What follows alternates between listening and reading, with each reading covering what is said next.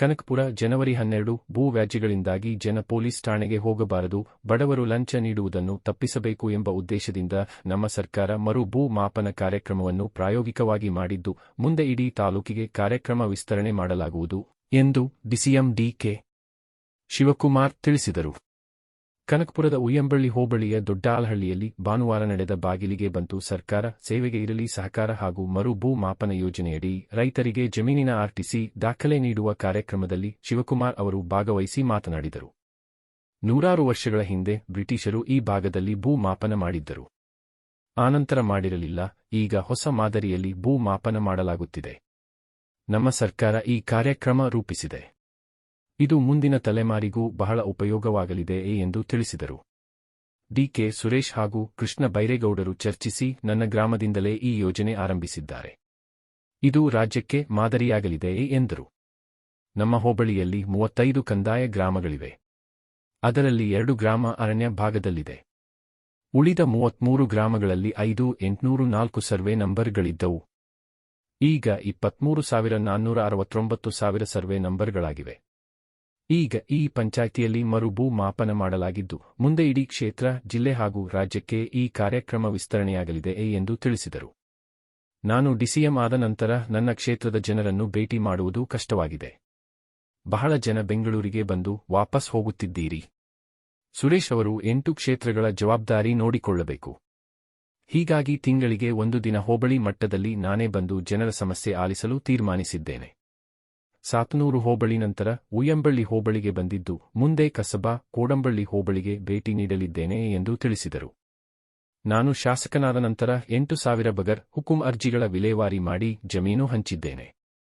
ಈ ಕಾರ್ಯಕ್ರಮದ ಮಹತ್ವ ನಿಮಗೆ ಅರ್ಥವಾಗುವುದಿಲ್ಲ. ನೀವು ಬೆಂಗಳೂರು ಭಾಗದಲ್ಲಿ 1 ಎಕರೆ ಭೂಮಿಯ ಪೋಡಿ ಮಾಡಿಸಲು 3-5 ಲಕ್ಷ ಖರ್ಚು ಮಾಡಬೇಕಾಗಿದೆ. ಲಂಚ ನೀಡುವುದನ್ನು ತಪ್ಪಿಸಲು ಈ ಕಾರ್ಯಕ್ರಮ ರೂಪಿಸುತ್ತಿದ್ದೇವೆ ಎಂದರು. ನಿಮ್ಮ ಜಮೀನಿನ ದಾಖಲೆಯಲ್ಲಿ ತಪ್ಪುಗಳಾಗಿದ್ದರೆ ಅದನ್ನು ತಿದ್ದುಕೊಳ್ಳಲು 1 ತಿಂಗಳು ಕಾಲಾವಕಾಶವಿದೆ. ಪಹಣಿ ಹಾಗೂ ಭೂ ನಕ್ಷೆ ಒಂದೇ ದಾಖಲೆಯಲ್ಲಿ ಬರುತ್ತಿದೆ. ಕೃಷ್ಣ ಅವರ ಕಾಲದಲ್ಲಿ ಭೂಮಿ ಯೋಜನೆ ಮೂಲಕ 5 ರೂಪಾಯಿಗೆ ಗಣಕೀಕೃತ ಪಹಣಿ ನೀಡುವ ಭೂಮಿ ಯೋಜನೆ ಮಾಡಲಾಗಿತ್ತು. ಈಗ ಬೆಂಗಳೂರಿನಲ್ಲಿ ಎಲ್ಲ ಆಸ್ತಿಗಳ ಸರ್ವೆ ಮಾಡಿಸಿ ಡಿಜಿಟಲೀಕರಣ ಮಾಡಲಾಗುತ್ತಿದೆ. ಆ ಮೂಲಕ ಕ್ರಾಂತಿಕಾರಕ ಬದಲಾವಣೆ ತರುತ್ತಿದ್ದೇನೆ ಎಂದು ಹೇಳಿದರು. 15-20 ವರ್ಷಗಳ ಹಿಂದೆ ಈ ಭಾಗದಲ್ಲಿ ಜಮೀನಿನ ಬೆಲೆ ಎಷ್ಟಿತ್ತು? ಈಗ ಎಷ್ಟು ಆಗಿದೆ? ನಿಮಗೆ ನೇರವಾಗಿ ಹಣ ನೀಡಲಾಗದಿದ್ದರೂ ನಿಮ್ಮ ಆಸ್ತಿ ಮೌಲ್ಯವನ್ನು ಹೆಚ್ಚಿಸಿ ನಿಮಗೆ ನೆರವಾಗಿದ್ದೇನೆ.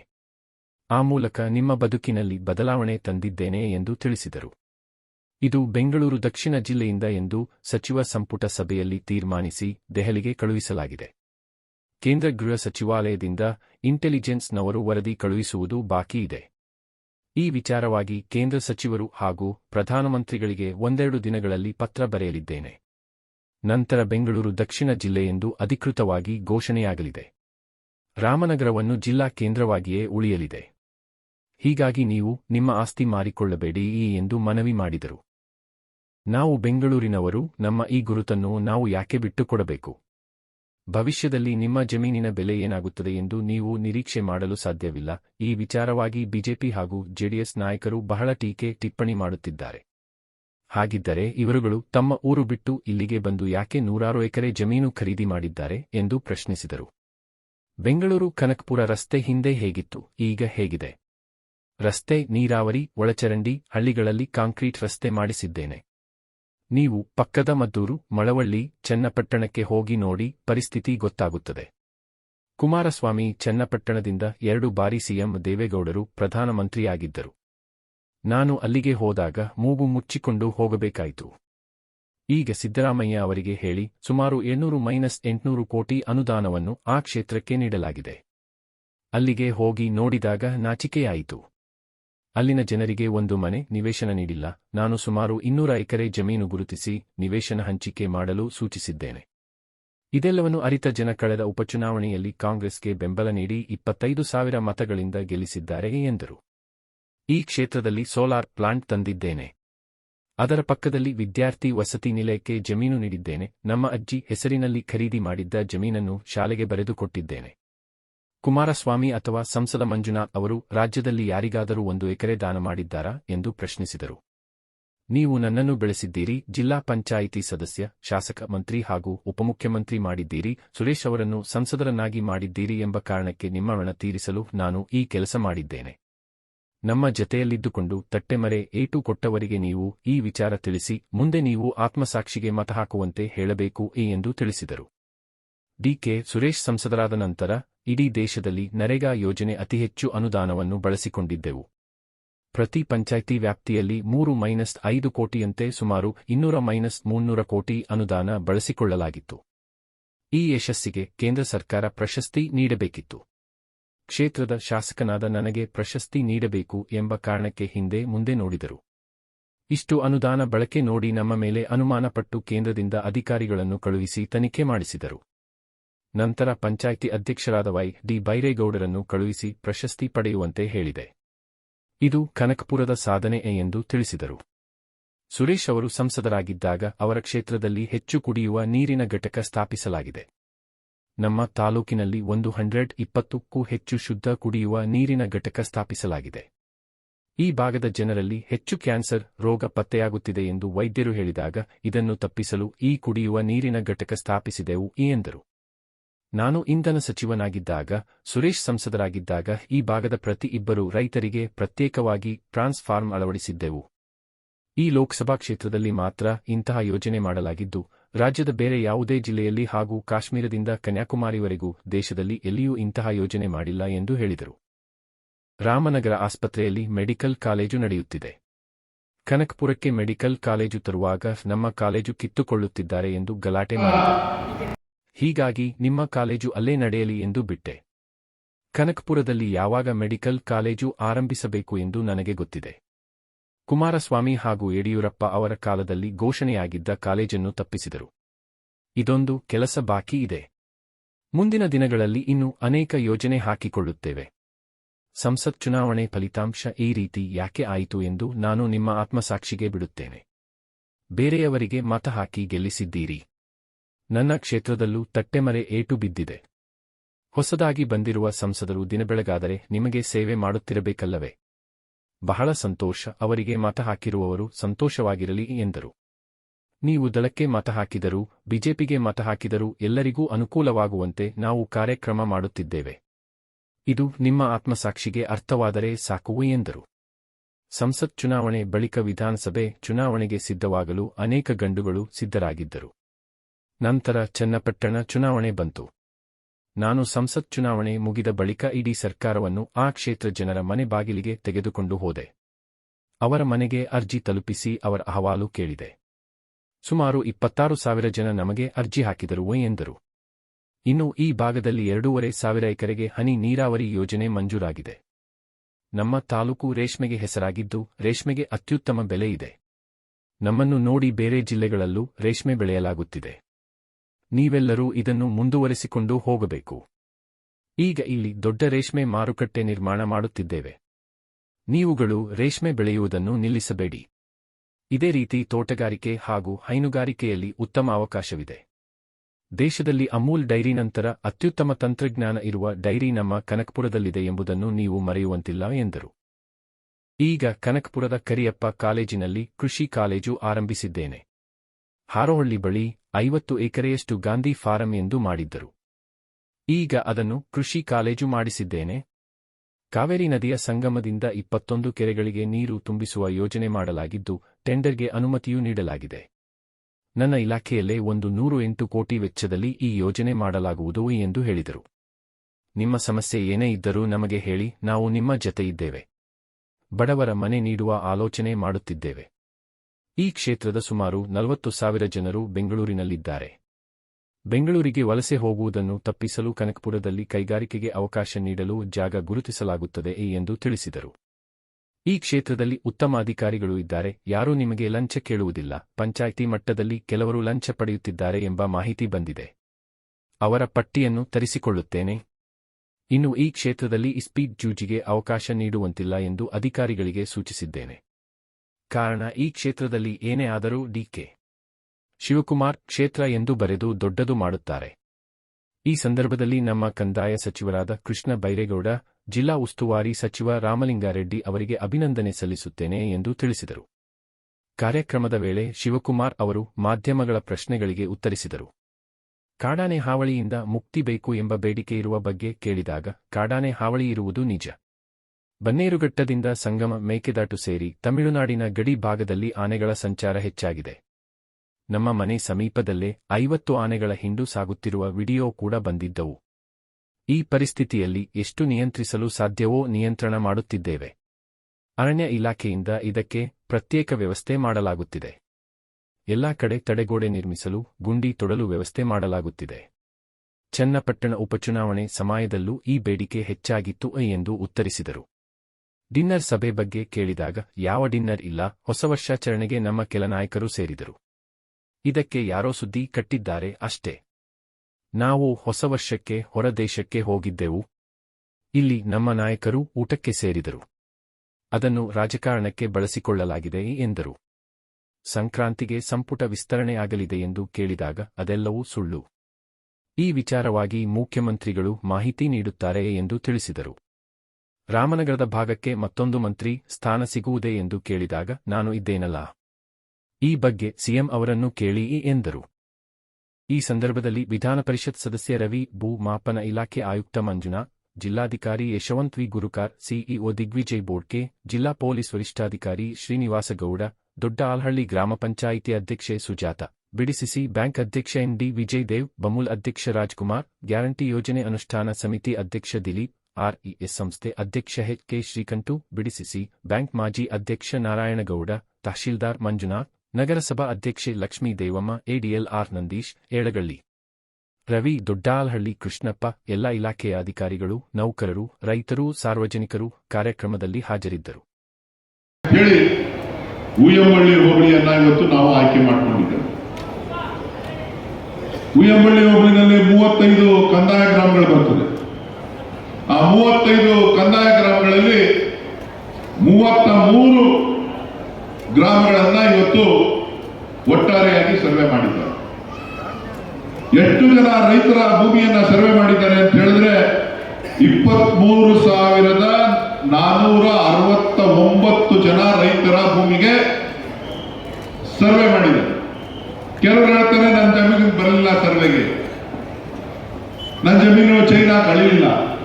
ಎಲ್ಲರಿಗೂ ಏನಾಗಿದೆ ಅಂದ್ರೆ ಚೈನಾಕಿ ಅಳದ್ರೆ ಮಾತ್ರ ಸರ್ವೆ, ಚೈನಾ ಕಳೀಲಿಲ್ಲ ಅಂತ ಅಂದ್ರೆ ಅದು ಸರ್ವೆ ಅಲ್ಲ. ಆ ತರದ ಭಾವನೆ ರೈತರಲ್ಲಿ ಇದೆ. ಆದರೆ ವಿಶೇಷವಾದಂತಹ ತಂತ್ರಜ್ಞಾನವನ್ನ ಬಳಸೋದ್ರ ಮುಖಾಂತರ ಇಡೀ ರಾಷ್ಟ್ರದಲ್ಲಿ ಪ್ರಪ್ರಥಮವಾಗಿ ರೋವರ್ ಅಂತ ಹೇಳಿ ಬರ್ತದೆ. ಕೆಲವು ರೈತರೆಲ್ಲ ನೋಡಿದ್ದಾರೆ, ಇನ್ನು ಕೆಲವರು ರೈತರು ನೋಡ್ಲಿಲ್ಲ. ಇಲ್ಲಿ ವಿಡಿಯೋದಲ್ಲಿ ಪ್ರೆಸೆಂಟೇಶನ್ ಮಾಡಿದ್ರು.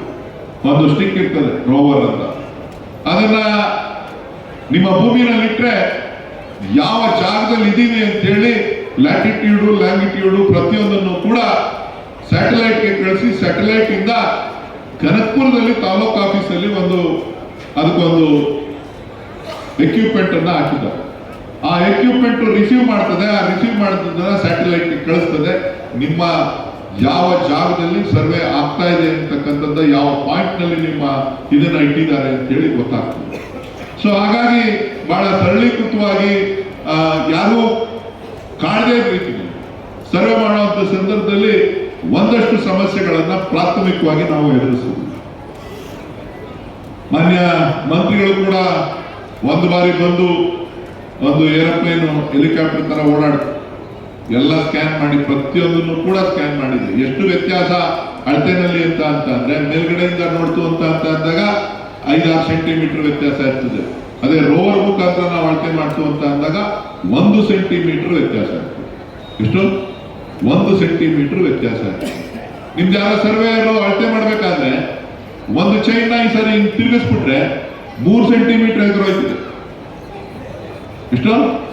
3 ಸೆಂಟಿಮೀಟರ್ ಅದು ಗೊತ್ತು. ಆದ್ರೆ ಇದರಲ್ಲಿ ವ್ಯತ್ಯಾಸ ಆಗಿರ್ತಕ್ಕಂಥದ್ದು ಎಷ್ಟು ಅಂತ ಅಂದ್ರೆ ಕೇವಲ 1 ಸೆಂಟಿಮೀಟರ್ ಮಾತ್ರ. ಸೊ ಹಾಗಾಗಿ ಏನಪ್ಪಾ ನನ್ನ ಜಮೀನು ಹಿಂಗಳತೆ ಮಾಡ್ಬಿಟ್ರು, ಹಂಗಳತೆ ಮಾಡ್ಬಿಟ್ರು ಅಂತಕ್ಕಂಥ ಭಾವನೆ ಬೇಡ. ಸೊ ಅತ್ಯುತ್ತಮವಾದಂತಹ ರೀತಿಯಲ್ಲಿ ಇವತ್ತು ಸರ್ವೆ ಮಾಡಿ ಸುಮಾರು 23,000 ಜನ ರೈತರ ಜಮೀನಿಗೆ ಹೋಗಿ ಅಳತೆ ಮಾಡ್ಕೊಂಡು ಬಂದಿದ್ದಾರೆ. ಸುಮಾರು 97,000 ಎಕರೆ ಜಮೀನನ್ನ ಅಳತೆ ಮಾಡಿ ಅದಕ್ಕೆ ಬೇಕಾದಂತಹ ರೀತಿಯಲ್ಲಿ ನಕಾಶೆಯನ್ನ ಕೂಡ ತಯಾರು ಮಾಡಿದ್ದಾರೆ. ಮೊದಲು RTC ಕೊಡ್ತಾ ಇದ್ರು, ಮೊದಲು ಪಾಣಿ ನೀವು ತಗೋತಾ ಇದ್ರಲ್ಲ, ಇಲ್ಲಿ ನೀವು ಹೋಗ್ಬಿಟ್ಟು ಕಂಪ್ಯೂಟರ್ ಹತ್ರ ಹೋಗಿ ಒಂದು ಪಾಣಿ ತಗೋತಾ ಇದ್ರು. ಈಗ ಆ ಪಾಣಿ ಉಯ್ಯಂಬಳ್ಳಿ ಹೋಬಳಿನಲ್ಲಿ ಯಾವ ತರ ಇರ್ತದೆ ಅಂತ ಅಂದ್ರೆ ಈ ರೀತಿಯ ಪಾಣಿ ಇರ್ತದೆ. ಇದರಲ್ಲಿ ನಿಮ್ಮ ಸ್ಕೆಚ್ ಇರ್ತದೆ, ನಿಮ್ಮ ಭೂಮಿಯ ನಕಾಶೆ ಇರ್ತದೆ, ಭೂಮಿಯ ಚಿತ್ರ ಇರ್ತದೆ. ನೀವೇನು ಟಿಪ್ಪಣಿಗೋಸ್ಕರ ಅಲಿಬೇಕಾಗಿಲ್ಲ. ಇಲ್ಲಿ ಕೆಳಗಡೆ ಕೋಡ್ ಹಾಕಿದ್ದಾರೆ, ಆ ಕೋಡ್ ನ ಸ್ಕ್ಯಾನ್ ಮಾಡ್ತು ಅಂತ ಅಂದ್ರೆ ನಿಮ್ಮ ಲ್ಯಾಟಿಟ್ಯೂಡು, ನಿಮ್ಮ ಲ್ಯಾಟಿಟ್ಯೂಡು ಏನು ಅಳತೆ ಇರ್ತದೆ ಎಲ್ಲವೂ ಕೂಡ ಉದ್ದ ಎಷ್ಟಡಿ, ಅಗಲ ಎಷ್ಟಡಿ, ಏನು ಎತ್ತ ಅಂತೇಳಿ ನಿಮ್ಮ ಮೊಬೈಲ್ ನಲ್ಲಿ ಯಾವ ರೀತಿ ನೀವು RTCಗಳನ್ನ ಗೂಗಲ್ ನಲ್ಲಿ ಅನೇಕ ಹುಡುಗರಿಗೆಲ್ಲ ಗೊತ್ತಿದೆ. ಇವತ್ತು ಹೋಗಿದ ತಕ್ಷಣ ಭೂಮಿನಲ್ಲಿ ನಾವು ಯಾವ ಊರಿಗೆ ಹೋಗಿದ್ದೀವಿ, ಎಲ್ಲಿ ನಿಂತಿದ್ದೀವಿ, ಏನ್ ಮಾಡಿದೀವಿ ಅಂತೇಳಿ ನೀವೆಲ್ಲರೂ ಕೂಡ ಕ್ಯಾಪ್ಚರ್ ಮಾಡ್ತೀರಿ, ನೋಡ್ತೀರಿ. ಆದ್ರೆ ಅದಕ್ಕಿಂತ ವಿಭಿನ್ನವಾಗಿ ಇವತ್ತು ಈ ಒಂದು ಕೆಲಸವನ್ನ ಸಂಪೂರ್ಣಗೊಳಿಸಿ ಎಲ್ರಿಗೂ ಕೂಡ ವಿತರಣೆ ಮಾಡುವಂತ ಕೆಲಸವನ್ನ ಮಾಡ್ತಾ ಇದ್ದಾರೆ. ನಾನು ಕೇಳಿದೆ ಎಷ್ಟು ವ್ಯತ್ಯಾಸ ಬರ್ಬೋದು, 1 ಸೆಂಟಿಮೀಟರ್ ವ್ಯತ್ಯಾಸ ಬರ್ಬೋದು. ನಾವೇನು ಎಲ್ಲರ ಜಮೀನನ್ನು ನೋಡಿದ್ದೀವಿ. ನಾವೇನು ಇಲ್ಲಿ ದಳ, ಬಿಜೆಪಿ, ಕಾಂಗ್ರೆಸ್ ಅಥವಾ ಇವ್ರು ಮಾಡ್ಬೇಕು ಅವ್ರು ಮಾಡಬಾರ್ದು, ಇವನು ಯಾರ ಕಾಸು ಕೊಟ್ಟ ಅವ್ರು ಕೊಟ್ಟ ಅಂತ. ಇವತ್ತು ನೀವು ಒಂದು ಪೋಡಿ ಮಾಡಿಸ್ಬೇಕು ಅಂತ ಹೋದ್ರೆ, ನಿಮ್ಮ ಸರ್ವೆ ನಂಬರ್ನ ಅಳತೆ ಮಾಡಿಸ್ಬೇಕು ಅಂತ ಹೋದ್ರೆ ನೀವು 1,500 ರೂಪಾಯಿ ಪೈಕಿ ನಂಬರ್ನ ಮಾಡ್ಲಿಕ್ಕೆ 1,500 ರೂಪಾಯಿ ಹಣ ಕಟ್ಟಬೇಕು. 1,500 ರೂಪಾಯಿ ಹಣ ಕಟ್ಟೋದಿರ್ಲಿ, ಈ ಸರ್ವೇಗಳಿಂದ ಸುತ್ತುವಷ್ಟಕ್ಕೆ ನೀವೊಂದು ದನನ ಕುರಿನ ಮಾರಬೇಕಾದಂತ ಪರಿಸ್ಥಿತಿ ನೀವು. ಹೌದಾ ಇಲ್ಲ? ಆದ್ರೆ ಇದಕ್ಕೆ ಮುಕ್ತಿ ಆಡಬೇಕಾದಂತ ಕೆಲಸ ಅಂತ ಹೇಳಿ ಇವತ್ತು DK ಶಿವಕುಮಾರ್ ಅವರ ನೇತೃತ್ವದಲ್ಲಿ ಇವತ್ತು ಈ ಒಂದು ಹೋಬಳಿನಲ್ಲಿ ಇವತ್ತು ಕಾರ್ಯಕ್ರಮವನ್ನು ರೂಪಿಸಿ ಎಲ್ಲರೂ ಕೂಡ ಟಿಪ್ಪಣಿ ಸಮೇತ ನಿಮಗೆ RTCಯನ್ನ ನಾವು ವಿತರಣೆಯನ್ನ ಮಾಡ್ತಾ ಇದ್ದೇವೆ. ಇದರಲ್ಲಿ ಒಂದಷ್ಟು ಲೋಪದೋಷಗಳು ಕಾಣಿಸ್ತದೆ. ಗಂಟೆ ಕಮ್ಮಿ ಆಗಿದೆ ಅಂತಾರೆ, ಇನ್ನೊಬ್ರು 2 ಗಂಟೆ ಕಮ್ಮಿ ಆಗಿದೆ ಅಂತಾರೆ. ನಿಮ್ಮ ಪೊಸಿಷನ್ ಅನ್ನ ನೋಡಿ, ನಿಮ್ಮ ದಾಖಲೆಗಳನ್ನ ನೋಡಿ ಅದನ್ನ ಸರಿ ಮಾಡಿದೆ. ಆ ಸರಿ ಮಾಡತಕ್ಕಂಥದ್ದನ್ನ ಪ್ರತಿಯೊಬ್ಬರಿಗೂ ಕೂಡ ಹಳೆ RTCನೂ ಕೊಡ್ತಾ ಇದ್ದಾರೆ, ಹೊಸ RTCನೂ ಕೊಡ್ತಾ ಇದ್ದಾರೆ. ನೀವು ಏನೇ ಇದ್ರು ಕೂಡ ನಿಮ್ಮ ಗ್ರಾಮ ಪಂಚಾಯತಿಗೆ ಹೋಗಿ ಅಲ್ಲಿ ದೂರುಗಳನ್ನ, ಏನಾರ ವ್ಯತ್ಯಾಸ ಇದ್ರೆ ದೂರುಗಳನ್ನ ದಾಖಲೆ ಮಾಡಬೇಕು. ಇವತ್ತು 3,000 ಸರ್ವೆ ನಂಬರ್ ಇತ್ತು, 5,800 ಸರ್ವೆ ನಂಬರ್ ಇತ್ತು. ಇವತ್ತು ಉಯ್ಯಂಬಳ್ಳಿ ಹೋಬಳಿನಲ್ಲಿ ಒಟ್ಟು 23,000 ಸರ್ವೆ ನಂಬರ್ಗಳಾಗಿವೆ. ಹೊಸ ಸರ್ವೆ ನಂಬರ್ಗಳು ಸೃಷ್ಟಿಯಾಗಿದೆ. ಸೊ ಹಾಗಾಗಿ ಎಲ್ಲರಿಗೂ ಕೂಡ ಖಾತೆ. ಇನ್ನು ಮಲ್ಟಿಪಲ್ ಓನರ್ಸ್, ಒಂದು ಪಾಣಿನಲ್ಲಿ 2 ಇರ್ತೀರಾ, 3 ಜನ ಇರ್ತೀರಾ, 4 ಜನ ಇರ್ತೀರಾ. ನಾವು ಅದನ್ನ ಈಗಲೂ ಕೊಟ್ರೆ ಅದನ್ನ ಸರಿ ಮಾಡ್ಕೊಡ್ತೀವಿ. ಸುಮಾರು 5,000 ಜನ ಅದಕ್ಕೆ ಸಹಕಾರ ಕೊಡ್ತಾ ಇದ್ದಾರೆ. ಏನಾಯ್ತದೆ ಅಂದ್ರೆ ನೀವು ಒಂದು ಪಾಣಿ ನಿಮ್ಮ ಹೆಸರಲ್ಲಿ ಇತ್ತು ಅಂತ ಅಂದ್ರೆ ನೀವು ಬ್ಯಾಂಕ್ ಸಾಲ ತಗೋಬಹುದು, ನೀವು ಏನ್ ಬೇಕಾದ್ರೂ ಮಾಡ್ಲಿಕ್ಕೆ ಅವಕಾಶ ಇರ್ತದೆ, ನೀವು ಯಾರು ಕೇಳಕ್ ಆಗೋದಿಲ್ಲ. ನೀವು ಒಂದು ಪಾಣಿನಲ್ಲಿ 3 ಜನದ ಹೆಸರು ಇತ್ತು ಅಂತ ಅಂದ್ರೆ ಇನ್ನಿಬ್ರು ಒಪ್ಪಿಗೆ ತಗೋಬೇಕು, 2 ಹೆಸರು ಇತ್ತು ಅಂತ ಅಂದ್ರೆ ಇನ್ನೊಬ್ರು ಒಪ್ಪಿಗೆ ತಗೋಬೇಕು. ಹಾಗಾಗಿ ಇವತ್ತು ಎಲ್ಲದಕ್ಕೂ ಕೂಡ ಕೊನೆ ಆಡಬೇಕು ಅಂತ ಅಂದ್ರೆ ಈ ಒಂದು ರೀಸರ್ವೆಯಿಂದ ನಿಮಗೆ ಸಂಪೂರ್ಣವಾದಂತ ಒಂದು ಅವಕಾಶ, ಅನುಕೂಲ ಆಗ್ತದೆ. ಆ ಒಂದು ನಿಟ್ಟಿನಲ್ಲಿ ಇನ್ನ 1 ತಿಂಗಳ ಕಾಲ ಉಚಿತವಾಗಿ ನಿಮಗೆ ಈ ಒಂದು RTCಯ ಕರೆಕ್ಷನ್ಸ್ ಏನಿದೆ ಮತ್ತು ಏನಾದ್ರು ವ್ಯತ್ಯಾಸಗಳಿದ್ರೆ ಮತ್ತು ಪೋಡಿ ಹಾಕ್ಬೇಕು ಅಂತ ಅಂದ್ರೆ ನಿಮ್ಮ ಪೈಕಿ ನಂಬರ್ಗಳು ನಿಮ್ಮ 1, 2, 3 ಏನಿರ್ತದೆ RTC ಮಲ್ಟಿಪಲ್ ಓನರ್ಸ್ ಏನಿದ್ದಾರೆ ಅವ್ರನ್ನ ಸರಿ ಮಾಡಲಿಕ್ಕೆ ನಿಮಗೆ ಅವಕಾಶ ಇದೆ. ಉಚಿತವಾಗಿ ಮಾಡಿಕೊಡ್ತಾರೆ. 1 ತಿಂಗಳು ಆದ್ಮೇಲೆ ನೀವು ಹಣವನ್ನ ಪಾವತಿ ಮಾಡಬೇಕು, ಸರ್ಕಾರಕ್ಕೆ ಹಣವನ್ನ ಪಾವತಿ ಮಾಡಬೇಕಾಗ್ತದೆ. ಆ ಒಂದು ನಿಟ್ಟಿನಲ್ಲಿ ಎಲ್ಲ ರೈತರು ದಯವಿಟ್ಟು ನಿಮ್ಗೆ ನಾನು ಮನವಿ ಮಾಡ್ತಕ್ಕಂಥದ್ದು, ಎಲ್ಲ ಮುಖಂಡರುಗಳು, ಪಂಚಾಯತಿ ಸದಸ್ಯರುಗಳು, ಇಡೀ ತಾಲೂಕಿನಿಂದ ಸಾಕಷ್ಟು ಜನ ಎಲ್ಲ ಬಂದಿದ್ದೀನಿ. ನಾನು ಮಾನ್ಯ ಉಪಮುಖ್ಯಮಂತ್ರಿಗಳಲ್ಲಿ ಮನವಿ ಮಾಡ್ತೇನೆ, ಇವತ್ತೇನು ಉಯ್ಯಂಬಳ್ಳಿನಲ್ಲಿ ಪ್ರಾರಂಭ ಆಗಿದೆ ಇದು ಉಯ್ಯಂಬಳ್ಳಿಗೆ ಮಾತ್ರ ಸೀಮಿತ ಆಗಬಾರ್ದು. ಇದು ಕನಕಪುರ ತಾಲೂಕು, ರಾಮನಗರ ಜಿಲ್ಲೆಗೆ ಇದು ಸಂಪೂರ್ಣವಾಗಿ ವಿಸ್ತರಣೆ ಮಾಡಲಿಕ್ಕೆ ತಾವು ಸಂಬಂಧಪಟ್ಟಂತ ಸಚಿವರಿಗೆ ಮತ್ತು ನಮ್ಮ ಕಮಿಷನರ್ ಅವರಿಗೆ ಸೂಕ್ತ ಮಾರ್ಗದರ್ಶನವನ್ನ ತಾವು ಕೊಡಬೇಕು ಅಂತ ಹೇಳಿ ಇಡೀ ತಾಲೂಕಿನ ರೈತರ ಪರವಾಗಿ, ಜಿಲ್ಲೆಯ ರೈತರ ಪರವಾಗಿ ನಾನು ಮನವಿಯನ್ನ ಮಾಡ್ತಾ ಇದ್ದೇನೆ. ನೀವು ಆದಷ್ಟು ಬೇಗ ಬೇಕಾದಂತಹ ಸಿಬ್ಬಂದಿಯನ್ನು, ಒಂದು ಸುಮಾರು 30-40 ಜನ ಸಿಬ್ಬಂದಿಯನ್ನು ಕೊಟ್ಟರೆ ನಾವೇ ನಿಂತು ಅದಕ್ಕೆ ಏನ್ ಬೇಕೋ ಸಹಕಾರವನ್ನು ಕೊಟ್ಟು ಇನ್ನೊಂದು 4 ತಿಂಗಳೊಳಗಡೆ ಇಡೀ ತಾಲೂಕನ್ನ ಇದೆ ರೋವರ್ ಅಂತ ಅಂದ್ರೆ ಇದೆ, ಇದನ್ನ ಈ ಮೂಲೆಗಿಟ್ರೆ ರೀಡಿಂಗು ರೆಕಾರ್ಡ್ ಆಗುತ್ತೆ. ಇದರೊಳಗಡೆ ಸ್ಕ್ರೀನಿಂಗ್ ಅಲ್ಲಿ ಸ್ಕ್ರೀನ್ ಇರ್ತದೆ, ಆ ಸ್ಕ್ರೀನ್ ಒಳಗಡೆ ಬರ್ತದೆ. ನಾನೇ ತರಿಸ್ತೆ, ಇದನ್ನ ನೀವೆಲ್ಲರೂ ನೋಡ್ಲಿ ಅಂತ ಹೇಳ್ಬಿಟ್ಟು. ಕೆಲವರು ನೋಡಿದ್ದೀರಿ, ಕೆಲವರು ಫೀಲ್ಡಲ್ಲಿ ನೋಡಿಲ್ಲ, ಅದು ಸಾಹೇಬ್ ತೋರಿಸ್ತಾರೆ. ಸೊ ಹಾಗಾಗಿ ಇವತ್ತು ಎಲ್ಲರಿಗೂ ಕೂಡ ಇದು ಅನುಕೂಲ ಆಗಲಿ ಅಂತಕ್ಕಂಥ ದೃಷ್ಟಿಯಿಂದ ಈ ಒಂದು ಕಾರ್ಯಕ್ರಮವನ್ನ ರೂಪಿಸಿ ಇವತ್ತು ಕಂದಾಯ ಸಚಿವರಿಗೆ ನಾನು ಮನವಿ ಮಾಡಿದೆ ಬೆಳಗ್ಗೆ. ಬರೋಕ್ಕಾಗೋದಿಲ್ಲ ಅಂತೇಳಿ ನನಗೆ ಹುಷಾರಿಲ್ಲ, ಕೆಮ್ಮು ಜ್ವರ ಬಂದಿದೆ ಅಂತ ಹೇಳಿದ್ರು. ಸೊ ಆಗ ನಾನು ಹೇಳಿದೆ, ನೀವು ಬಂದಿದ್ದಿದ್ರೆ ನನ್ನ ಬೇಡಿಕೆಗಳು ಸಾಕಷ್ಟಿತ್ತು, ನಮ್ಮ ತಾಲೂಕಿನ ಬೇಡಿಕೆಗಳು, ನಮ್ಮ ಜಿಲ್ಲೆ ಬೇಡಿಕೆಗಳು. ಇಲ್ಲ, ನೀವೇನು ಹೇಳ್ತೀರ ಖಂಡಿತ ನಾನು ಮಾಡ್ಕೊಡ್ತೀನಿ ಅಂತ ಹೇಳಿದ್ದಾರೆ. ಸೊ ಹಾಗಾಗಿ ಅವರ ಸಹಕಾರ ಸಂಪೂರ್ಣವಾಗಿ ಈ ಜಿಲ್ಲೆ ಮೇಲೆ ಇದೆ ಅಂತಕ್ಕಂಥ ಮಾತನ್ನು ಈ ಸಂದರ್ಭದಲ್ಲಿ ಹೇಳ್ತಾ, ಇವತ್ತು ನಾನು ಹೇಳೋದಿಷ್ಟೇ, ನಾಡ ಕಚೇರಿ ಒಂದು ಕಟ್ಟಡ ಬೇಕು ಅಂತ ಕೇಳ್ತಾ ಇದ್ರು. ನಾಡ ಕಚೇರಿಯನ್ನು ಮಾನ್ಯ ಉಪಮುಖ್ಯಮಂತ್ರಿಗಳು ಮತ್ತು ಜಿಲ್ಲಾ ಉಸ್ತುವಾರಿ ಸಚಿವರು ಸ್ವಲ್ಪ ಅವ್ರ ಕಾಲು ಆಪರೇಷನ್ ಆಗಿದೆ, ಅದಕ್ಕೆ ಅವ್ರ ಕಾಲು ಬರಲಿಲ್ಲ, ಏನಪ್ಪ ಇಲ್ಲಿ ಕೂತ್ಕೊಬಿಟ್ರು ಅಂತ ಹೇಳಿ ಅವರೆಲ್ಲೂ ಕಾರ್ಯಕ್ರಮಕ್ಕೆ ಹೋಗ್ತಾ ಇರಲಿಲ್ಲ. ನಮ್ಮೂರು ಒಂದಿದ್ದಕ್ಕೆ ಆಯಿತು ಅಂತ ಹೇಳಿ ಬೆಳಗ್ಗೆನೆ ಬಂದು ಅವರು ಕೂಡ ಇಲ್ಲಿ ಬಂದಿದ್ದಾರೆ. ಅವರು ಕೂಡ ನಾನು ಧನ್ಯವಾದಗಳನ್ನು ಹೇಳಲಿಕ್ಕೆ ಬಯಸ್ತೇನೆ. ಅವ್ರಿಗೊಂದು ಬೇಡಿಕೆ ಕೂಡ ಇತ್ತು. ಇದು ನಮ್ಮೂರಿನ ಶಾಲಾ ಆಟದ ಮೈದಾನ, ಹಳೆ ಶಾಲೆ. ನಾನು ಓದಿದ್ದೆ ಇದೇ ಜಾಗದಲ್ಲಿ, ಆಟ ಆಡಿದ್ದು ಇದೇ ಜಾಗದಲ್ಲಿ. ಸೊ ಹಾಗಾಗಿ ಇನ್ನ ಚಿಕ್ಕದಿತ್ತು, ಇಲ್ಲಿವರೆಗೆ ಮಾತ್ರ ಇತ್ತು ಸ್ಕೂಲು. ಇಲ್ಲಿ ಹಿಂದಿದ್ದಕ್ಕೆ ನಾನೇ ಅವತ್ತಿನ ಕಾಲದ ಸುಮಾರು 20 ವರ್ಷದಿಂದ ಜಾಗ ಕಟ್ಕೊಟ್ಟು ಹಿಂದೆಗಡೆ ಒಂದು 7-8 ರೂಮ್ ಕಟ್ಸಿದ್ವಿ. ಈಗ ಇದಕ್ಕೆ ಬದಲಿ ವ್ಯವಸ್ಥೆ ಆಗಬೇಕು ಅಂತ ಹೇಳಿ ಪಕ್ಕದಲ್ಲೇ ಒಂದು 4.5 ಎಕರೆ ನಮ್ಮ ತಂದೆ ತಾಯಿ ಹೆಸರಿನಲ್ಲಿ ದಾನ ಕೊಟ್ಟು ಸ್ಕೂಲ್ ಎಲ್ಲರೂ ಕೂಡ ಅಲ್ಲಿಗೆ ಶಿಫ್ಟ್ ಮಾಡಿದ್ವಿ. ನಾನು ತಮ್ಮನ್ನ ಕೇಳ್ಕೊಳ್ಳೋದು, ಇದು ಬಸ್ಗಳು ಬಂದು ಹೋಗ್ಲಿಕ್ಕೆ ಸೂಕ್ತವಾದಂಥ ಜಾಗ, ಅಲ್ಲಿ ಸರ್ಕಲಲ್ಲಿ ಜಾಗ ಇಲ್ಲ, ಅಗಲೀಕರಣ ಮಾಡಿದ್ರು ಕೂಡ ಬಸ್ಗಳು ಬಂದರೆ ಇಲ್ಲಿ ಹಾಕಿದ್ದು ಹೋಗ್ಲಿಕ್ಕೆ ಬರಲಿಕ್ಕೆ. ನೀವು ಇಲ್ಲೊಂದು ಬಸ್ ಸ್ಟ್ಯಾಂಡನ್ನು ನಿರ್ಮಾಣ ಮಾಡಲಿಕ್ಕೆ ನಾವು ಘೋಷಣೆಯನ್ನು ಮಾಡಬೇಕು, ಇಲ್ಲೊಂದು ಸರ್ಕಾರಿ ಬಸ್ ನಿಲ್ದಾಣವನ್ನು ಮಾಡಿ ಕೊಡಬೇಕು ಅಂತ ಹೇಳಿ ನಾನು ತಮ್ಮಲ್ಲಿ ಬಂದು ಇಲ್ಲೇ ತಿಳ್ಕೊಂಡು ಇಲ್ಲೂ ಒಂದು ರಸ್ತೆ ಮಾಡಿದ್ದೀವಿ. ಇಲ್ಲೊಂದು 25 ಅಡಿ ರಸ್ತೆ ಅಡಿಷನಲ್ ಆಗಿ ಅಕ್ವೈರ್ ಮಾಡಿಸಿ ಅದನ್ನು ಕೂಡ ಮಾಡಿದ್ದೇನೆ. ದಯವಿಟ್ಟು ತಾವು ಮಾಡಬೇಕು. ಸಮಯ ಇಲ್ಲ, ಇನ್ನು ಬಹಳಷ್ಟು ವಿಚಾರಗಳು ನಾನು ಮಾತನಾಡೋದಿದ್ದೆ, ಆದರೆ ಸಮಯ ತಡ ಆಗಿದ್ದರಿಂದ ಮಾನ್ಯ ಉಪಮುಖ್ಯಮಂತ್ರಿಗಳು ಬೇರೆ ಕಾರ್ಯಕ್ರಮಗಳು ಯಾರ್ಯಾರೋ ಮಧ್ಯೆ ಅಡ್ಡ ಬಂದು ತಡ ಆಗಿದ್ದರಿಂದ ಇನ್ನು ಜನಸಂಪರ್ಕ ಸಭೆ ಇದೆ. ನಿಮ್ಮ ಅಹವಾಲುಗಳನ್ನು ಸ್ವೀಕಾರ ಮಾಡೋರಿದ್ದಾರೆ, ಎಲ್ಲ ಇಲಾಖೆಯ ಅಧಿಕಾರಿಗಳು ಕೂಡ ಇಲ್ಲೇ ಇದ್ದಾರೆ. ಏನೇ ಸಮಸ್ಯೆಗಳಿದ್ರು ಕೂಡ ಕಂದಾಯ ಇಲಾಖೆಯ ಎಲ್ಲ ಸಮಸ್ಯೆಗಳನ್ನು ಬಗೆಹರಿಸುವಂತಹ ಕೆಲಸವನ್ನು ಮಾಡ್ತಾರೆ. ಏನು 1 to 5, 6 to 10 ಅಂತಕ್ಕಂಥದ್ದು ಅದನ್ನು ಕೂಡ ನಾವು ನಮ್ಮ ಜಿಲ್ಲೆಯಲ್ಲಿ ಚಾಲನೆ ಮಾಡಿದ್ವಿ. ಹಿಂದೆ 5 ವರ್ಷದಲ್ಲಿ 169 ಕೇಸ್ ಮಾಡಿದ್ವಿ. ಇವತ್ತು 400, ಇಲ್ಲಿ ನಮ್ಮ ಉಯ್ಯಂಬಳ್ಳಿ ಹೋಬಳಿಯಲ್ಲಿ 440 ಮಾಡಿದ್ವಿ. ಇನ್ನು ಉಳಿದಂತೆ ಸುಮಾರು 223 ಪ್ರಕರಣಗಳನ್ನು ಈಗಾಗಲೇ ದುರಸ್ತಿ ಮಾಡಿದ್ದೇವೆ. ಸರ್ಕಾರ ಒಂದಷ್ಟು ಕಾರ್ಯಕ್ರಮಗಳನ್ನು ರೂಪಿಸಿದೆ, ಏನು ಸರಳೀಕರಣ ಮಾಡುವಂಥ ಪ್ರಕ್ರಿಯೆಯನ್ನು ಮಾಡಿದೆ. ನಾನು ಮಾನ್ಯ ಉಪಮುಖ್ಯಮಂತ್ರಿಗಳಿದ್ದಾರೆ, ಕಂದಾಯ ಸಚಿವರು, ನಮ್ಮ ಸಾರಿಗೆ ಸಚಿವರಿದ್ದಾರೆ, ಕ್ಯಾಬಿನೆಟ್ನಲ್ಲಿ ನೀವು ಮಾತನಾಡಬೇಕು. ಈಗೇನು ತಾವು ಗೈಡ್ಲೈನನ್ನು ಇಶ್ಯೂ ಮಾಡಿದ್ದೀವಿ, ಅದು ಕೇವಲ ಬಗರುಕುಂ ಸಾಗುವಳಿಗೆ ಸಂಬಂಧಪಟ್ಟಂತ ಆದೇಶವನ್ನು ಮಾಡಿ, ಬಗರುಕುಂ ಸಾಗುವಳಿಗಿನ್ನ ಮುಂಚಿತವಾಗಿ ಆಗಿರ್ತಕ್ಕಂಥ ಜಮೀನುಗಳಿಗೆ ಪರಿಹಾರವನ್ನ ಕಂಡುಹಿಡಿಯುವಂಥದ್ರಲ್ಲಿ ನೀವು ಸ್ವಲ್ಪ ಹಿಂದೆ ಹೋಗಿದ್ದೀರಿ ಅಂತ ಕಾಣಿಸ್ತದೆ. ಯಾವ IL, RR ಮತ್ತು ಹರಾಜು ಮುಖಾಂತರ ಬಂದಿರತಕ್ಕಂಥ ಪ್ರಕರಣಗಳಿರ್ಬೋದು, ಮತ್ತು ಏನು ಟೆಂಪ್ರವರಿ ಸಾಗುವಳಿ ಚೀಟಿ, ಹಂಗಾಮಿ ಸಾಗುಗಳಿನಲ್ಲಿ ಜಮೀನನ್ನು ತೆಗೆದುಕೊಂಡಿರ್ತಕ್ಕಂಥವರು ಈಗಾಗಲೇ 2 ಕೈ, 3 ಕೈ, 4 ಕೈ ಬದಲಾಗಲಿ. ಕಾರಣ ಏನು ಅಂತ ಹೇಳಿದ್ರೆ, ಆ ಜಮೀನುಗಳಿಗೆ RTC ಬರ್ತಾ ಇತ್ತು. ಯಾವತ್ತು ಮೊದಲು RTC ಮ್ಯೂಟೇಷನ್ ಅನ್ನು ರಿಜಿಸ್ಟ್ರೇಷನ್ ಮಾಡಬೇಕಾದ್ರೆ ಯಾರು ಕೇಳ್ತಾ ಇರಲಿಲ್ಲ. ಸೊ RTC ಇದೆ ಅಂತ ಹೇಳ್ಬಿಟ್ಟು, ಪಾಣಿ ಇದೆ ಅಂತ ಹೇಳಿ ಎಲ್ಲ ರಿಜಿಸ್ಟ್ರೇಷನ್ ಮಾಡಬೇಕು. ಇವತ್ತು ಅವ್ರು ಮಾಡಬೇಕಾಗಿದ್ದು ಒಂದೇ ಒಂದು ಕೆಲಸ, ಸರ್ಕಾರ ಅವತ್ತಿನ ಕಾಲದಲ್ಲಿ ಮತ್ತು ರೈತರು ಮಾಡ್ಕೋಬೇಕಾಗಿದ್ದು ಒಂದು ಪೆನಾಲ್ಟಿ ಕಟ್ಬಿಟ್ಟು ಅವರು ರಿಕ್ಲೈಸ್ ಮಾಡಿಸ್ಕೋಬೇಕಾಗಿತ್ತು. ಅವರು ನಮ್ಮ ಹತ್ರ RTC ಇದೆ, ಮ್ಯೂಟೇಷನ್ ಇದೆಯಲ್ಲ ಅಂತ ಹೇಳಿ ಅವತ್ತು ಯಾವುದು ಕೂಡ ಮಾಡ್ಕೊಂಡಿಲ್ಲ.